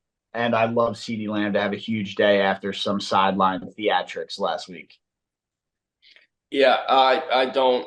I know the Giants won last week, but they won against the Browns. And yeah, I'm going to take another shot at my Jags here, but like the Browns beat my Jags, and the Giants go and beat them. Like, actually, I don't think that made much sense. That doesn't make any sense. That's making the Giants sound better. All right, we're going to need to snip that. Holy shit. You all right? Yeah, I just sneezed. See? Say something stupid. I didn't look at you all funny. I corrected myself. Oh, a little late. But, yeah, keep it going. Who do you got in this one, Jack? You're high on the Cowboys with me, right? Yeah, the Cowboys. Ryan all over Giants money line. Yeah, I'll take the Giants then if you're both going to take the Cowboys. Why would I take the Giants? They're led by Daniel Jones. You just said they beat the Browns, who beat your Jags. My Jags are the worst team in fucking football right now, Brian. The worst team in football. Dude, you kind of were like about to take an angle at the Giants. That's what I was looking for. That's what I thought too. Nah, what I was trying to say is the Giants are still a really bad football team. Even though they just beat the Browns, they're still a really bad football team. Malik Neighbors might get some work on Trayvon Diggs. I mean, he's proven that he can go up against anybody so far. But I want Cowboys minus 5.5. I want CeeDee over 80 yards, and I want Jake Ferguson over 42.5. Deontay Banks is shutting down CeeDee Lamb. No shot, dude. Especially after it's like you got to mix it. It's the theatrics of last week mixed in with what we already know happens when these two teams play. It's just like primed for a CeeDee Lamb huge game. But Brian Primed on thinks prime. otherwise. I think the one line that really sticks out to me in this is Devin Singletary at 60.5. He's been running really well. But I think that's a high line. Do you not, Brian? It's about right. The Cowboys defense just let up like 300 rushing yards last week. It was against Derrick Henry and Lamar Jackson, but yes, they did. It's 300 yards. Derrick Henry and Lamar Jackson. But yeah. We got Vanilla Vic and Devin Singletary. Yeah, I don't know. I mean, what you're saying the neighbors line's high? No, I think the Devin Singletary line's high, but Brian does have a good point. The Cowboys' rush defense is pretty abysmal. I would just think it's high because if the Cowboys get out to a blowout style lead, why are they going to want to pound the ball? Brian, give us some insight here, dude. Yeah. What is this game going to look like? I told you we've lost 13 of 14. They're probably going to lose, but I'm going to take them. Yeah, great insight. Brian, I do have a question, though. It's not like it's just a little bit of a different question, and it's something that I'm not used to, right? Because since 2017, we're going into every year of like Super Bowl or bust. Every week, I'm fired up on the couch, Like, do you still get fired up for Giant football? Like, are you on the couch in your jersey into the game, or is it like, watching game 117 of the New York Mets or watching game 88 of the New York Mets where you're just kind of on the couch, it's on, you're paying attention, but you're not really fired up and into it. Like Eagles football, I'm fired up. I'm into it week in and week out. Like Giants haven't been good in years. You know what you have. And, I get it. They won last week, but it's like, you're like, oh, Cowboys coming to town. Here's another blowout. I'm not looking forward to it. Do you remember what it was like watching the Eagles for most of your life before they ever had a Super Bowl win? Yeah. That's what it feels like. There's your answer. So you'll have a Giants jersey on. Which one are you wearing? I don't wear jerseys. Every time I buy a jersey, that player gets hurt or gets traded to Philly now. Or shoots himself in the leg. Or shoots himself in the leg, yeah. So no Plaxico Burress jersey coming out tomorrow? No, the last 4 jerseys I've bought have been Matt Harvey, David Wright, Saquon Barkley, and Victor Cruz. Career-ending injuries and traded to Philly. So you're just done with the jerseys, right? Didn't even mention Zach Wheeler in that either. So got that one for Christmas. Yep. That's ugly, man. Yep. That's brutal. The best jersey I have left is Juan Lagares. And he just kind of flamed out. Dude, I didn't realize it was that rough. Yep. The Saquon and Zach Wheeler right next to each other. You probably see those in your nightmares. Yeah, there's also a Ray Rice Rutgers jersey hanging up in my parents' house in my room there. But yeah, might have to burn that one eventually. I didn't know we were going there. I didn't know that's where we were going with that. I thought we were talking about some trade. Where else is there to go with that? Yeah, no, there wasn't much else there. All right. Speaking of the worst teams in football, the Jaguars travel to Houston to face the struggling Texans team. Aren't the Texans 1-2 as well? I think they're 2-1. 2-1, right? Yeah, they were 2-0 before last week. Okay, so they just had a Bears. Yeah. Yeah, they beat the Colts and the Bears. Jags plus 6.5 here. I always hate the game where it's like the team gets blown out because now it's a divisional game, a lot of points. Like I'm not going to take the Texans minus 6.5, but I don't have confidence in the Jags covering. Give me Travis Etienne over receiving yards. I don't hate that. Jaguars are 2-10 since 2018 against the Texans. I like CJ Stroud's chances of bouncing back more than I like Trevor Lawrence and Doug Peterson. So I'll go with the minus 6.5. It's a lot of points. Look, get right spot for the Jags here. Oh no. No, here we go. No, honestly, I can't do it. As much as I love the Jags, I will be wearing a Trevor Lawrence jersey come Sunday. brother, the confidence is not there. It's simply not. It was last week. It was first 3 weeks. It was there. I promise you it was. Even starting 0-2, looking abysmal in that loss to the Browns, going into Buffalo, Monday night primetime game. Josh Allen's the best player in football so far this season. I still had faith that we could win that game, right the ship. I don't have faith that we can do that anymore. I mean, look, I'll make the case. This is our first divisional game come week 4. Still got a lot to play for. Could still absolutely make the playoffs. Still absolutely go on a run. But the confidence isn't there for me to say it. I'm glad you're finally accepting that your football team's not good. Fuck you. We're in this together, man. I knew that we would get it out of Jack at some point this season. Did not think it would be this early. Yeah, me neither. But I think this is one of those situations where we win this game somehow, some way. It really could turn around our season in a really strong way because I still believe that the talent is there. It's just not coming together in any way, shape, or form. Yeah. But if we lose this game, fucking just do it already. Just burn it down. If we lose this game, just burn it down. Dude, that's the thing. The Jaguars aren't the team that, I feel like goes and makes, a mid-season firing. Maybe they do, but, they just don't strike me as a team to, go and, cut the axe on Doug, after this game. Normally, no. Normally, you're right. It takes a special case like Urban Meyer. You have to be that fucking right. He's an outlier mid-season. But on the other hand, lap dances in the restaurant. Exactly right. After a loss. Yeah. But I don't know that any of those picks have surfaced for Doug Peterson yet. Yeah, exactly. Because then on the other hand, with Doug Peterson, year 1 was pretty good, but last year, the first half last year was good, and then the second half was abysmal, and then we're starting this year abysmal, even worse. So, yeah, I think that even though we don't want to cut someone or chop them, get rid of them in the middle of the season, it's been not just 3 games; it's been the last 8 from last year as well. We're looking at close to a full season now. So you're sold. I even if they lose this game, I don't think they chop them up yet. Right. I don't think they will either, but they fucking should. So, Brian, do you have him getting axed after a loss here? No. Or maybe they come out, stun the world, and win, and then all is well in Duval County. Exactly, and I'm still holding a little bit of faith out for that. They're not going to win. He's not the problem. It's Trevor Lawrence.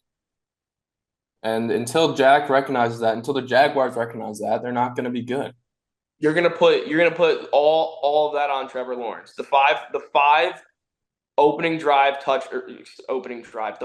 scoring a touchdown on your first 5 possessions, you're gonna put on Trevor Lawrence. Yeah, move the ball and don't have your defense be on the field the whole first half. That was my point about the Mets against the Braves. Don't put yourself in that position. So, Brian, you can't use both. Cop out. No. What do you mean? Brian, there have been teams that go. You said don't put yourself in that situation. There have been teams that go. That's what I said about the Mets earlier. Don't put yourself in that situation. Well, yeah, but they can't control Mother Nature. Yeah, they can control them having to be in a dogfight on the last final couple games of the season. Yeah. So there you go. I'm just highlighting what you tried to call me out for being an idiot for earlier, for using my same analogy. I didn't call you out for being an idiot on it. I just said they've been the best team in baseball since June, which is true. And what has that got them? Not enough. But Brian, Jack, I leave you with this. And I do it every year. The Jaguars, and this is an easy one, have a 0% chance to win the Super Bowl this year. You know what, Matt? Go fuck yourself. The Eagles have a 0% chance of winning the Super Bowl. 2-1, dog. And I think you owe Jalen Hurts an apology. No, I don't. Absolutely not. I think you absolutely do. For what? Oh, you ragged the guy through this show, left, right, and center. Retweet fucking Jalen Hurts' last 7 game stats on Twitter. You think I didn't see that? I saw that. So, don't care if you saw that. I'm just retweeting to see this morning. What has Jalen Hurts ever done to you? What has he ever done to you other than win football games and bring W's to the city of Philadelphia? He's played the Super Bowl, by the way. I have 0 issues with Jalen Hurts. You seem to have a lot. 0. He's in my top 10 quarterbacks. What do you want from me? Like, you want me to fucking go over his house and suck him off? Like, relax. He's a good I mean, quarterback. I'm sure he'd appreciate that. He's a good quarterback. Let's see how good he does this week with no Smith, no AJ Brown. Let's see if he can actually still produce. He's gonna be throwing to your boy Jahan Dotson. Let's see how that goes. All right, number one, John Dotson's not my boy, but you're right. He is going to be depleted on offense. And we're jumping right into Birds talk. That's why I had to get you fired up there because they do travel to Tampa. The last time we did that, we floundered out of the playoffs. It was at the end of our collapse, the inevitable collapse. I think the national media made more of a big deal about that than the actual fan base in City did, because going into that game, like, I knew it was a loss. I was like, we're going to Tampa. We're going to lose, like, the whole thing. I was getting text messages like, oh, Eagles lost after, like, trying to get me riled up. I was cool as a cucumber. I'm like, bro, we lost. Like, we're going to Tampa. We're going to lose. Going to be a tougher game this time. I don't think that we're necessarily going to lose, but I don't know how to feel about this one. Give the ball to Saquon Barkley early, often, whatever you have to do. Get the guy the ball. He's the reason the offense ever looks somewhat competent. And guess what? It opens up the field for everybody else. You don't have A.J. Brown. You don't have Devonta Smith. By the way, are we confirmed no Smith? I mean, dude looked like he got a Tua last week. I don't know. He got a little shooken up. Yeah, he's in the protocol. So he probably got Tua. I think he's going to be out. All right, I think so we can assume he's out. Look, hand the ball off to Saquon Barkley early and often. It'll open up your play action. It'll open down your down the field shot. Take a couple shots at John Dotson.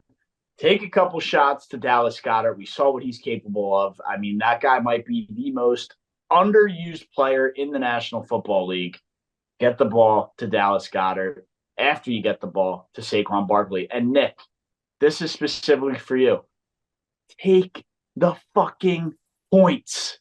That's all you have to do. Play the game. It's the way it's meant to be played. You don't have to reinvent the wheel. Take the points. Play the game the right way. Saquon Barkley, Dallas Goedert. Do what you have to do. Defense is going to show up.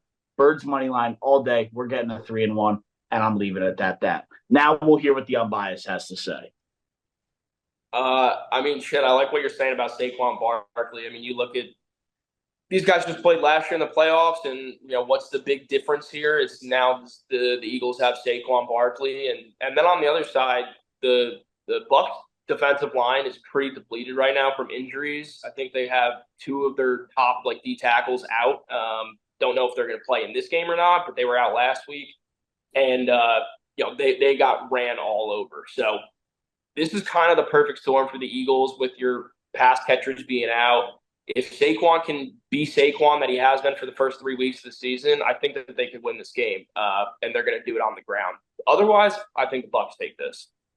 And by the way, we just saw Bo Nix, as Brian likes to call Bo Picks, go down there and run up a 26-7 score on this Tampa Bay team. So I get it. It could be a get back spot for the Bucs, but the Bucs have maybe been a little overvalued here as this almighty team. Baker Mayfield MVP, this, that, and the third. I think we saw the real Bucs last week, and the Eagles should be able to go down and handle business. Yeah, I don't hate it. I really don't think either of these teams is that good. But Baker Mayfield is 7-13 all time against bird mascots. That'll be 7-14. Eagles minus 2.5. Bang. Yeah, no, I don't want to see the Eagles win, so I'll be on the Bucs, despite the fact that their injury report is about 3 or 4 times as long as the Eagles. The whole NFL is just it's a morgue. It's just these reports are just crazy. Well, why are the Eagles not that good of a team? They beat a Packers team that has high aspirations and everybody has in the NFC Championship and a sneaky Super Bowl team. They lost by 1 in a game that they should have won if they just took the points. They shot themselves in the foot. The Falcons didn't beat them. They beat themselves to a team that also is supposed to win the division in Atlanta Falcons. And then lost to a Saints team that's been the hottest team in football, beat the Panthers, okay, whatever, put up 50 points doing it, knocked off Dallas in blowout fashion, and then they went down on the road to the Superdome and silenced the most potent offense of the NFL up to this point and got the job done and won the game after still shooting themselves in the foot. So to say that not that good, I think is a little outrageous. I just don't think they're that good. They're good. I just don't think they're as good as they've been. I also think that when you're missing some key players like they are, like you just can't expect them to have that same level of production. And I know they started last game with Devonta Smith, and I don't think he'll be able to come in this one. That's just a small, one small player, right? Didn't they also lose some offensive linemen in this past game as well? Lane Johnson went down. I don't know his status for this He's one, but always yeah, it's a hurt. big loss. It's a big loss Yeah. if he isn't able to go. Look, they're depleted, but Brian was not saying they're not that good for this game. He was trying to say that they're not that good for this whole year. I know the way he works. Yeah, I just don't think they're that good. And they might prove me wrong, but I'm not as scared of them winning the Super Bowl this year as I've been in the past. I think that's a fair statement to make. I to an extent, sure. But I thought you meant just like as of now, like into this, like just not being that good. I think they've had a tough schedule. Like they're playing teams competitive. Yeah, I also don't think the Saints are that good. I think they're a lot like you just said about the Bucks when they got exposed finally for being frauds. And we talked about this in the last preview. Week 3, you'll kind of get to see teams come back down to earth, and that's what happened to the Saints. I guess so. Well, speaking of the Saints, they now go on the road divisional matchup, bounce back spot for them. Falcons 1-2, who have also had a tough schedule, and the Saints 2-1. I kind of like the Falcons at home here. Yeah, I don't hate the Falcons at home. The Saints coming into Atlanta after a hurricane, kind of ironic there. I mean, the Falcons have to go 2-2, right? They should be 2-2. They just feel like the team with the high aspirations with Kirk Cousins. He's going to be around 500. They're talented enough where they should be 2-2, and the Saints are always going to be a 500 team. Agreed. Yeah, I mean, I don't really have an opinion on this one. This is one of the coveted divisional games that I look forward to every year is Falcons Saints. Yeah, every division has them, but these are always wild games. Not going to have any plays on it. That's for damn sure.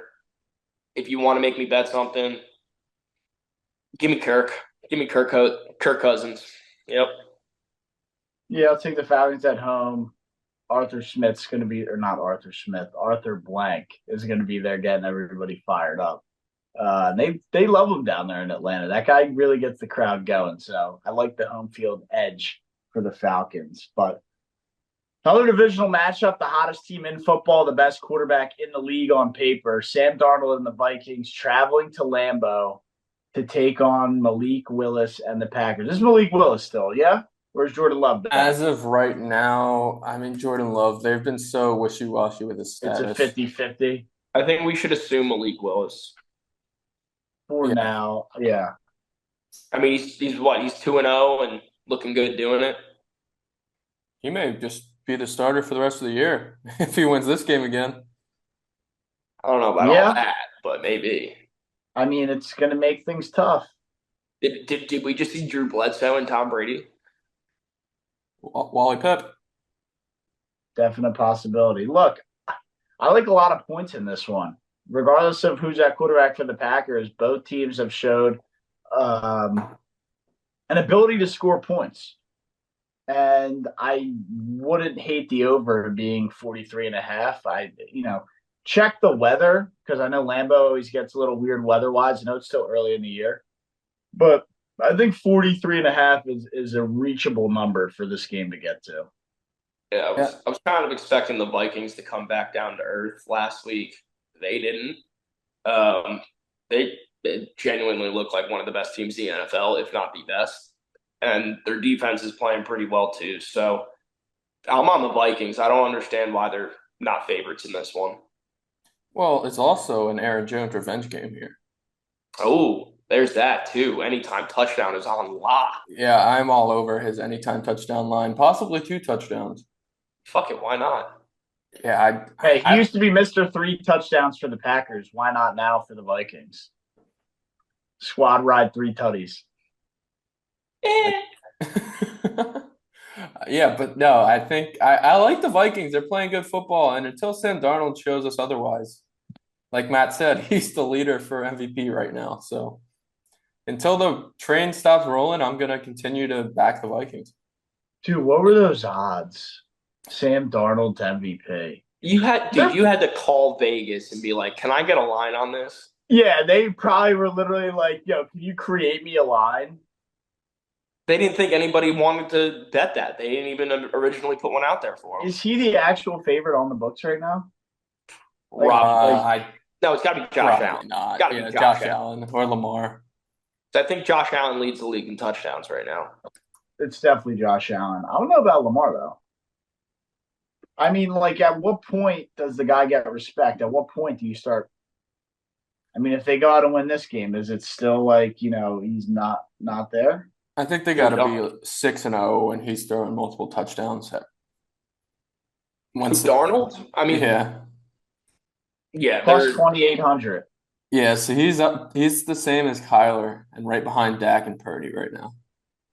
Like, I would take Joe Burrow plus 2,000. I would take a shot on Darnold than I would Joe Burrow. easily. Well, I mean, Burrow's already sort of out of contention. You can't have the 3 games that he had and still win MVP. Like you just Yeah. can't. Look, Mahomes and Josh Allen plus 250 each. CJ Stroud. That's crazy to me. Josh Allen should have a clear leg up on Mahomes. That's because they're 3-0. Mahomes and Allen both plus 250. One of them has 12 touchdowns. Yeah, but TJ Stroud plus 1,400. And then coming in at fourth, the guy that Jack hates, Mr. Jalen Hurts, plus 1,600. Don't hate him. And if he can Better keep winning, better or shorter odds. Would it be shorter odds or long? I guess shorter odds than Lamar Jackson. yeah, that's crazy to me. Lamar coming in at plus 2,000, tied with Rodgers at plus 2,000. yeah, that's crazy to me, but also understandable. And it's simply because he's winning football games with AJ Brown hurt. Like that simple. When you start taking away, your key offensive weapons and you're still winning football games, you get some credit for that. No doubt about it.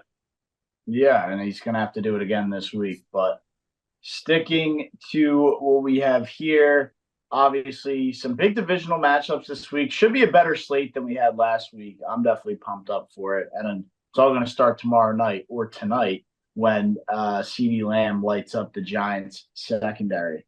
But the Commanders taking on the Cardinals. I don't know why Brian had this in here as the only 4 o'clock game, as a game that we're going to cover here in the preview. I think I have an idea of why you wanted to include this one. Well, Brian, let us know why you're a huge Cardinals Commanders guy this week. Well, it's a high over-under. Jaden Daniels, whenever he playing football, I want to cover the game. And if you look at the other 4 o'clock games, there's not really anything worth touching on. They're discussing where the Seahawks at. In the 4 o'clock slate, we have the Patriots 49ers, the Chiefs and Chargers, and the Chargers will probably be starting Easton Stick, and the Browns and the Raiders. The Seahawks play on Monday night then? The Seahawks are a Monday night doubleheader. It's Titans-Dolphins and then Seahawks-Lions. Seahawks-Lions should be good. Yeah, it'll be a good game. Seahawks side, but that first one is ugly. Yeah, I don't know why they didn't flex that out. I guess it's too early to flex out games, but the 4 o'clock slate this week is ugly. So the Commanders and the Cardinals will have my full attention on the TV, and not just because of Jaden Daniels. This game should be fun. 50.5 over under. Trey McBride's questionable, but Michael Wilson has looked good. Marvin Harrison is there. I don't know. I love this over, and we'll get into our favorite bets in a bit. But I mean, it's two electric quarterbacks and 2 terrible defenses. Yeah, yep. That should be a lot of points. But I don't know how you can't. Dude, Kyler Murray might rush for 100 yards himself. Both quarterbacks might rush for like 150. I can't wait. That actually, now I see why. That's the running backs too. I mean, shit. James Conner's looked pretty good, through 3 weeks. I would say maybe even better than pretty good. He's looked good. And then on the other side, Brian Robinson's looked like a stud. Many. Both of these quarterbacks are dealing. They both have weapons that are, doing well. I think I might be with you, Brian. Even though 50.5 is a very intimidating number, I might be on the over with you. Yeah, it's in a dome too. Probably on Fox with the nice cameras. You're telling me they got a roof, bro? Yeah, they got a roof. I wish the Braves had a roof. Ryan, I want to get into one game that you left off the schedule that I feel needs to be talked about, because this is another team that's undefeated and could also fight to be the best team in the NFL.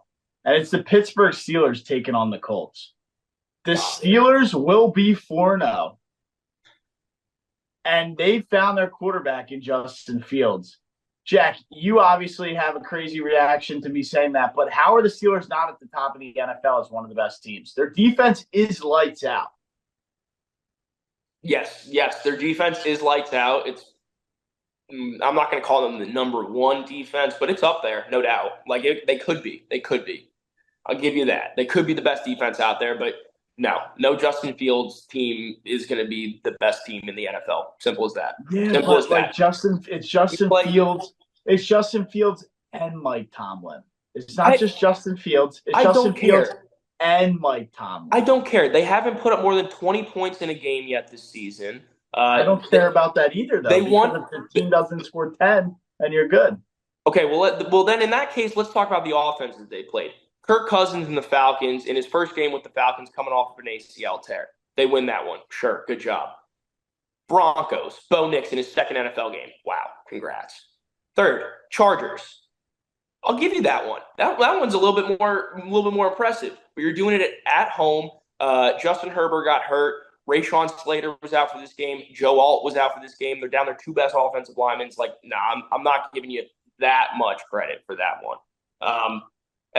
Look, when you start your season with those three teams, yeah, you can go 3-0. You can look pretty damn good doing it. But at the same time, they haven't scored more than 20 points yet this season. No, they're not one of the best teams in the NFL. One of the best defenses in the NFL? Yes, absolutely. But that offense is trash. Brian, thoughts? I kept this game off for a reason. It's going to be like a 13-7. The Colts suck. Anthony Richardson is terrible. And the Steelers' defense is good, but they're boring. I figured we'd all agree the Steelers would just win this one in a slugfest, and there was no need to kind of touch on it. I think they got to deserve a little credit, man, because the team that gets to 4-0, whether the schedule's this or this, it's hard to win in the NFL. And I think they're going to be 4-0, and 4-0 is 4-0, however you want to write it. I'll give you that, but I also remember the Cardinals starting 5-0 or 6-0 a few years ago with Cliff Kingsbury, and then not even making the playoffs. The Steelers started 11-0, and they were freaking terrible with Claypool dancing around. That team was horrible. Look, man, 4-0 is 4-0. And I know I just jinxed it, and now they're going to lose to the Colts. Probably lose now. And Anthony Richardson will have 5 touchdowns somehow. Oh, 100%. You know Richardson's going for 304 TDs since you benched him in fantasy. Yep. Sunday Night Football, Bills, Ravens. Finally a good primetime game. We've actually had a couple good ones, but Bills, Ravens, that's a haymaker. I want to see where you guys weigh on this one, because the Bills have looked unstoppable, and the Ravens need to start getting back in the win column. Where are you guys leaning on this one in a battle of two MVPs? Or two guys who are going to fight for the MVP? 2 and 3 looks a whole lot better than 1 and 4. Ravens are at home. Bills can drop one. They don't need to start 4-0. I just think the Ravens come out with more juice behind the home crowd. Close enough line where you can just take the money line. I like the Ravens. I think I would tend to agree with that strictly on home field. And the whole NFL needs to keep, NFL's like Thanos, right? They need to keep the balance. Baltimore's a scary place, man. Yeah, they need to keep the balance. They need to keep the Ravens competitive. Jack, don't let them blowing out the Jags skew your opinion here. The Ravens are probably going to win this football game, I think. I hate agreeing with you guys, but I'm going to. Because it's not this outrageous thing to agree to. Because it's not. But on the other side, the Bills can absolutely do it. I said it earlier in the pod. Josh Allen is the best football player in the NFL right now. He is. And for Brian, what are that you reason, shaking your head at? Hold on. Brian's like shaking his head in disbelief, so we oh, you have don't to believe dive in. that? Oh, Malik Okay. Neighbors. Okay, gee, dude. Like, if you're gonna shake your head like that, we lost I Jack. killed Jack. We lost Jack, and I don't blame him. Um, if you're gonna shake your head at that, at least have a good take, right? Like, Yeah, at Malik least Neighbors. He's the best receiver in the league right now. he's talking about the best football player in the league, and I don't even know that he's the best receiver in the league. Why? Because they have to spam him to be competitive in a game. Well, I mean, to be fair, he's making Daniel Jones look pretty good right now. So I got to give Malik some credit for that. But no, I I don't. definitely give credit to a good player, but to Yes. say the best player in the NFL, No, Brian knows he's talking out of his ass with that one. Brian knows he's just being a fan with that one. he's one and Jaden Daniels is two. Yep, there it is. All right, Jack. I'm sure they are, Brian. I'm sure they are. But no, all I was saying is I still think Josh Allen's the best player playing right now. And I know I'm saying that after he just demolished my Jaguars defense, which shouldn't be saying much. But I'll take the Ravens. Home field advantage. I mean, the run game looked so electric last week. I mean, Dallas can't stop the run, but still, they looked really good. I'll take the Ravens. I think you have to in that spot. Ravens are not going to 1-4. Remember, we did those five. What are the five games going to look like if the Ravens start out 1-4? No, I'm not on the Ravens, bad. dude. I'm not on the Ravens. I'm getting flashbacks right now. I'm sorry to interrupt you, Matt. I'm getting flashbacks from this Monday night game. I'm going with the Bills, dude. The Bills are going to go into Baltimore and beat them. They are. Josh Allen is that good. It'll help Josh Allen's MVP case, that's for sure. It will. The other thing I'm thinking about is this Ravens team.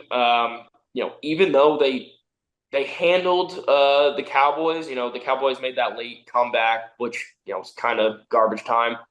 That even early in the game when they were dealing and scoring their points, they were getting themselves in a lot of like third and longs. And I think if you do that against the Bills, you're absolutely cooked. So I don't know, man. Something's telling me to go with the Bills. I'm riding with the Bills. They just embarrassed my Jags. They're gonna embarrass the Ravens as well. I agree there. But now we get into what everybody wants to talk about, what everybody wants to hear, how you make some money on the weekend, because everybody's working for the weekend. Why not make some money on the weekend? It's the best bets. It's the favorite underdogs. It's this, it's that, and it's now. Brian, Jack, I come to you guys with hopefully some good juice so we can give the fans what they want, and that's some green cash tickets. Favorite of the week, Brian or Jack. I don't know who wants to start it off, but we need to get a favorite out of the both of you. Yeah, Ravens -1.5. Sorry, Jack. I'm absolutely not there. I'm not far off that. I am absolutely not there. I think my favorite this week is going to be Arizona over Washington. They're only getting 3 points in this one, and I just think that they're going to absolutely light up the field, as Brian does too. Yeah, give me Arizona -3. I highlighted it, calling them the best team in the NFL. Obviously, that was a joke. I know everybody's going to not think it was, but they do have the best defense, and I'll take the Steelers -1.5. Yeah, that's not bad. Only giving 1.5 is. I think that's You my don't one hate it, B. Brad? It's my the Ravens are my 1A, the Steelers are my 1B. Well, we jump into now what is honestly my favorite thing to get into always, whether it's college, football or basketball, NFL, NBA, NHL. It's picking the underdogs. So, Brian, NFL week 4, the last week before the buys, who's your favorite underdog? It was originally going to be the Vikings on the road in Lambeau, but Jack is continuing to doubt my guy, Jaden Daniels, and he hates my Ravens pick. So why not just go completely against him here and take the Commanders on the road in Arizona?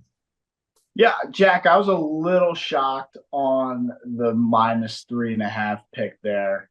I did not have that as a favorite. But if we saw the Cardinals blow the Rams out, so definitely something they could do. Do you have an underdog for us though? Are you going to Yeah, fade Brian? I'm going with the Vikings. Brian shouldn't second guess himself. I said it earlier in the pod. I don't understand with the way Green Bay or with the way Minnesota's been playing, how they could be an underdog really against anybody.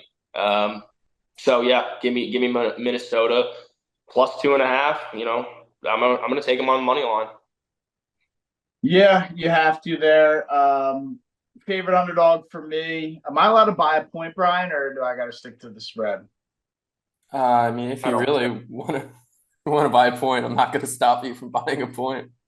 I'll keep it at +2.5. I want the +3.5, but I'll take +2.5 -102, and it's going to be the Rams on the road against the Bears. I know the Rams have a lot going on right now, but so do the Bears. And for me, it comes down to the head coach, Sean McVay versus Matt Eberflus. I'm taking Sean McVay 10 out of 10 times. I think the Rams not only keep it close, but they get the win outright. Yeah, big juice coming in from the Rams. I don't know if you guys saw that picture of McVay like small manning Kyle Shanahan when they were shaking hands after that comeback, but it was pretty disrespectful. What are no thoughts, analysis, opinions on my +2.5 pick there? I like the Rams. They're hot. They just had that huge comeback win.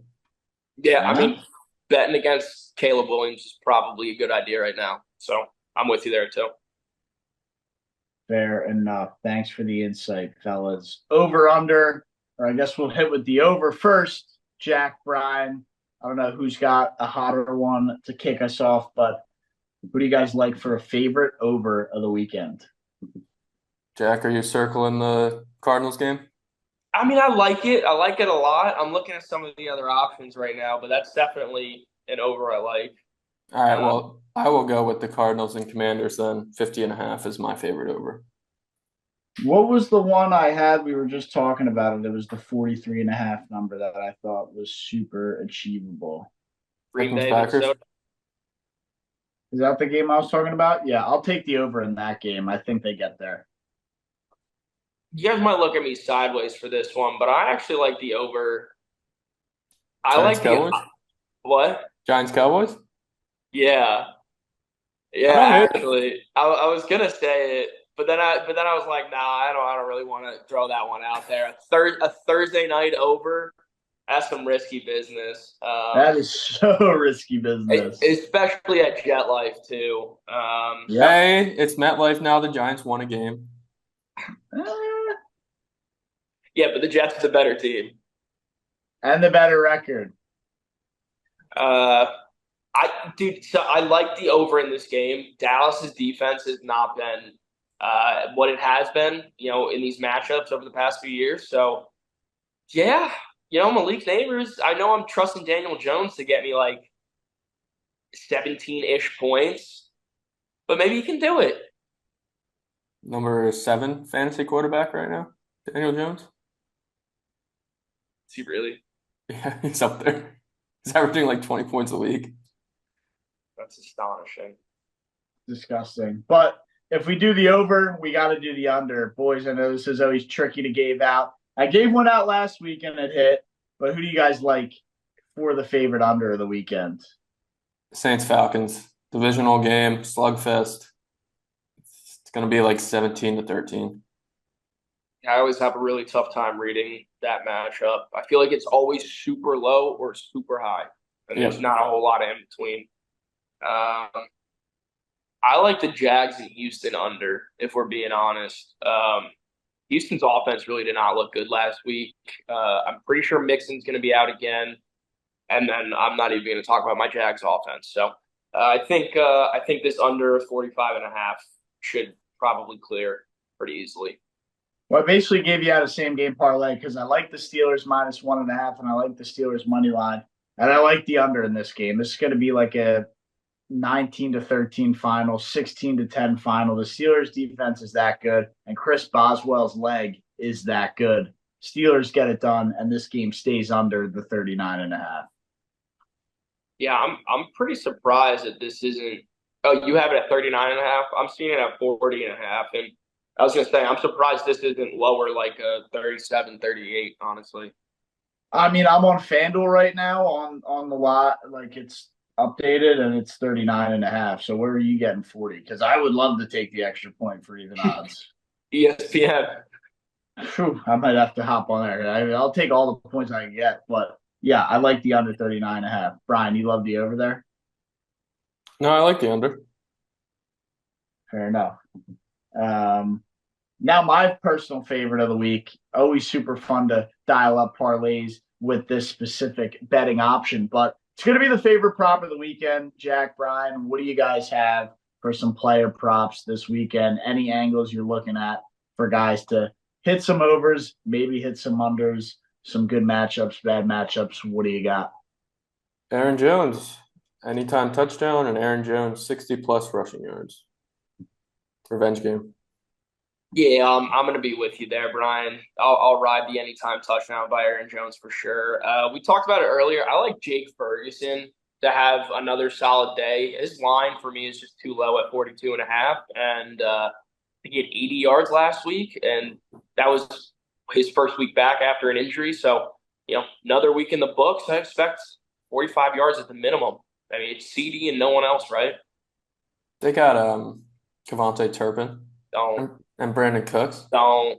Rico Dowdle. Don't. That's about it.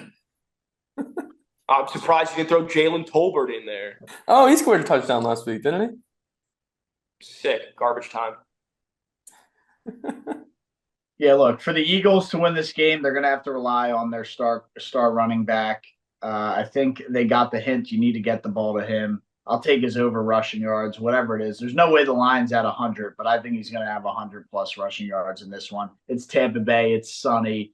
The Tampa Bay defense isn't that good. Eagles offense, regardless of being a little banged up, we'll be able to look. Even a little bit banged up is still better than whatever Saquon ever had in New York, and he'll be able to get ground and pounded, baby. 100 yards for Saquon Barkley this weekend down in Tampa. I really like that bet. You're going to have to make sure you pay attention to the injury report we were talking about earlier because there's a lot of defensive linemen that the Bucs were missing last week and will probably be missing this week. And if they are, Saquon's going to have another massive day. Maybe another 150-yard day. Let's see. I would say anytime touchdown, but I feel like his odds probably aren't too great. Probably not. Just wait for KJ Britt to tackle him 20 times. Like Saquon Barkley's probably turning into it's not offering TV odds yet. But yeah, whatever his what do we think his rushing yards are going to come in at? Like 75? I was going to say 78.5. The line? Yeah, my original was going to be 77.5, but I just said 75 to keep it basic. I mean, no way it comes in like 92.5. That would be outrageous. No, you don't really usually see anything over like 80.5, do you? I don't think so. I don't think you really do. I think maybe on the receivers you do. Like Jettas and Tyreek have been in the 90s. Yeah, no, I'm talking about rushing yards. Yeah, for sure. McCaffrey, when he was in his heyday last year, was at like 92.5. Was he? Yeah.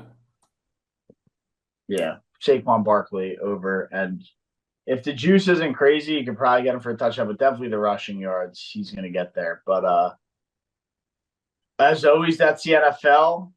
Time to jump into a little Mike of the Week now. Yeah, and the show with some Michael. And the show with the Michael. We almost got rid of the program, but Brian laid down the law, laid down the hammer, and said, no, the Mike of the Week is here to stay. So we kick it off with the founder of the Mike of the Week, Brian Houck, to give his Mike of the Week. I have to bring up Jaden Daniels one last time in the show because I haven't brought him up enough. The Commanders-Bengals game on Monday Night Football was the first NFL game since 1940 to not have a turnover or a punt. That's some great football. Dude, they've been unbelievable.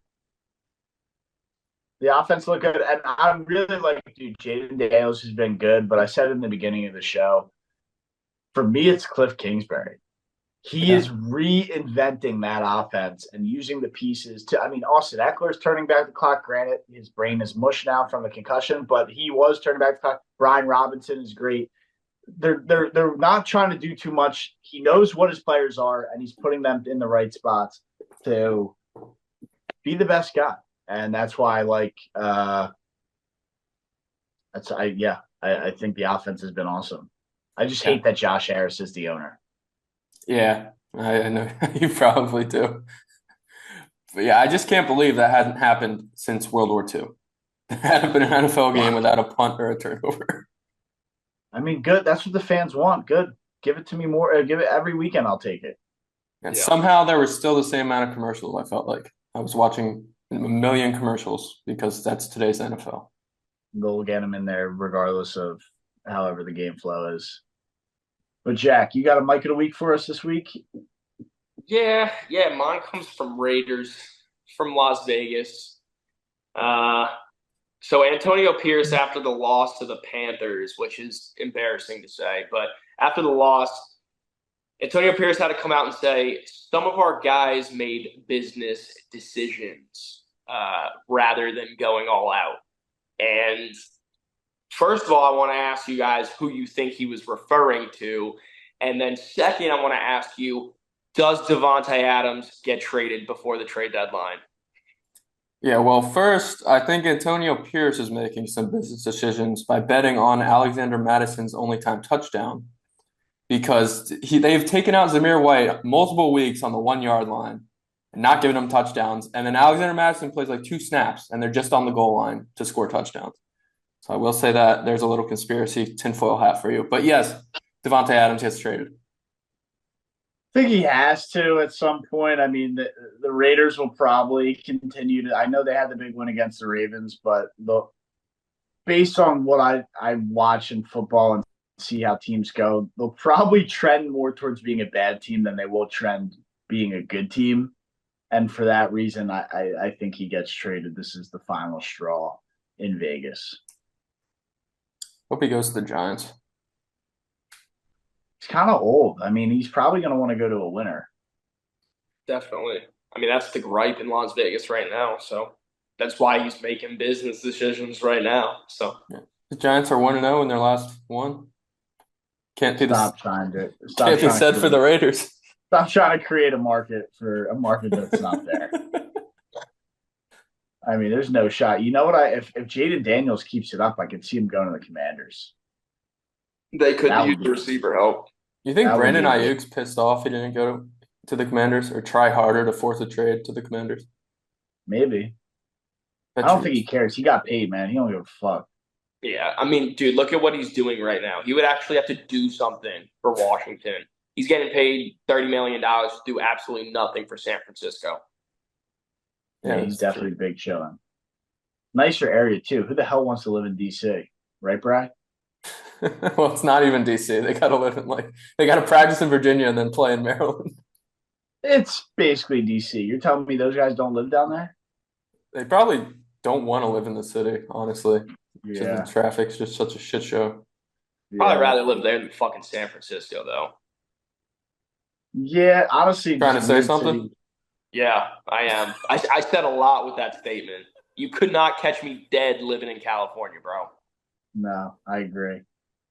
Nice place to vacation, and I don't even know that it's not that nice to vacay anymore. But, it definitely is. But San Diego's still nice. Well, to bring it all the way back to the winners and losers conversation, you got all the kids running around doing TikToks over there. Got to deal with them. Influencer Central. But I will shut down the show with my mic of the week and really some sad news. And it's our beloved quarterback, Brett Favre, breaking news that he has Parkinson's disease. I thought that was a wild thing to reveal at a congressional hearing. But I think it was for a good cause or promoting something. I know he's had huge scandal for stealing money, but that's still nuts. I mean, dude, Brett Favre is, did he make the Hall of Fame yet? Did he get inducted? I mean, it's a Hall of Fame guy. I don't think he's in there yet. I don't think he's probably not in. But either way, I mean, the career this guy had, the controversy he's had in his career, post-career, and now the Parkinson's diagnosis. It's sad stuff, man. Regardless of what he did with the stealing of the money, I know some people were still pissed off about that. Yeah, sad stuff there out of the Favre camp who diagnosed with Parkinson's. As we know, that's serious disease and really doesn't get better from here once you get that diagnosis. Yeah, so he announced, and by the way, he is a Hall of Famer. But he announced this during what class was he? 2016, so almost 10 years now. He must have just missed that one. Shit. I didn't know it was that quick they got him in there. Yeah. Yeah, but so he was on trial for his whole misuse of welfare funds, and this is when he came out and said it. Yeah. It's just sad stuff, dude, because obviously, like, it only gets worse from here when you get that diagnosis, like I said. So, yeah. As much as such, then kind of like the thing to look at for us is like, holy shit, we're getting old. I mean, look, it can happen to anybody, any day, any time. Let's all enjoy life while we can. Count our blessings, enjoy it while we can, and go with that. But also, I kind of had a double mic of the week here, and this is just kind of like a fun fact that I saw. Robert Kraft bought a Tom Brady rookie card at an auction. Thought that was pretty wild. That's cool. Why is that guy buying Tom Brady rookie cards? Not sure. I saw it. It looks pretty cool. I'm trying to see. I think it was for like $100,000. Which is obviously piss money for him. But yeah, $100,000 on the Tom Brady card for Robert Kraft. Thought that was a pretty cool nugget to end the show with. Yeah, he stopped going to massage parlors, had some extra money. Might as well use it. He definitely did. And also at the auction, you want to know, it ties into the both of you because the people who set it up, it was set up by Baseball Diamond, but some bidders who were there, Malik Neighbors and the Jaguars owner were in the same room bidding. Yep. Right. Shad Khan and Logan Paul. So it was Logan Paul, Shad Khan, and Malik Neighbors were there bidding on these cards with Kraft. All right. That's like the meme of Guy Fieri and all those. I mean, dude, that's the most ridiculous group of people. Yeah, imagine pulling up to a dinner with those guys. Like Malik Neighbors, the Jaguars owner, and then Logan Paul. It's like and then Robert Kraft just comes out of nowhere. It's the wholesome version of a Diddy party. Yeah, it really is. But I think the boys have had enough. It's been a long show. A lot of fire in the beginning, and we kind of calmed it down as the show went on. Make sure you tune into some live shows. I think, Jack, you may or may not be on some. I know you're traveling this weekend. We'll see what we get out of Brian. This guy's just totally unavailable on the weekends. It's ridiculous. Give him shit for it. And I've been carrying the weight, definitely hungover on the weekend. So you'll probably get some more of that this weekend upcoming. Can't wait. Big college football Saturday. I'll have some juice, NFL live show, handing out all the best plays and best bets. We've been red hot. Check out the clips. Views from Section 400. I'm Matt, and I'll catch you in the next one. Peace. Help me out, Giants. San Francisco and New York. On the mix with DJ Savage. God, stop going to baseball card fucking auctions and run the organization properly.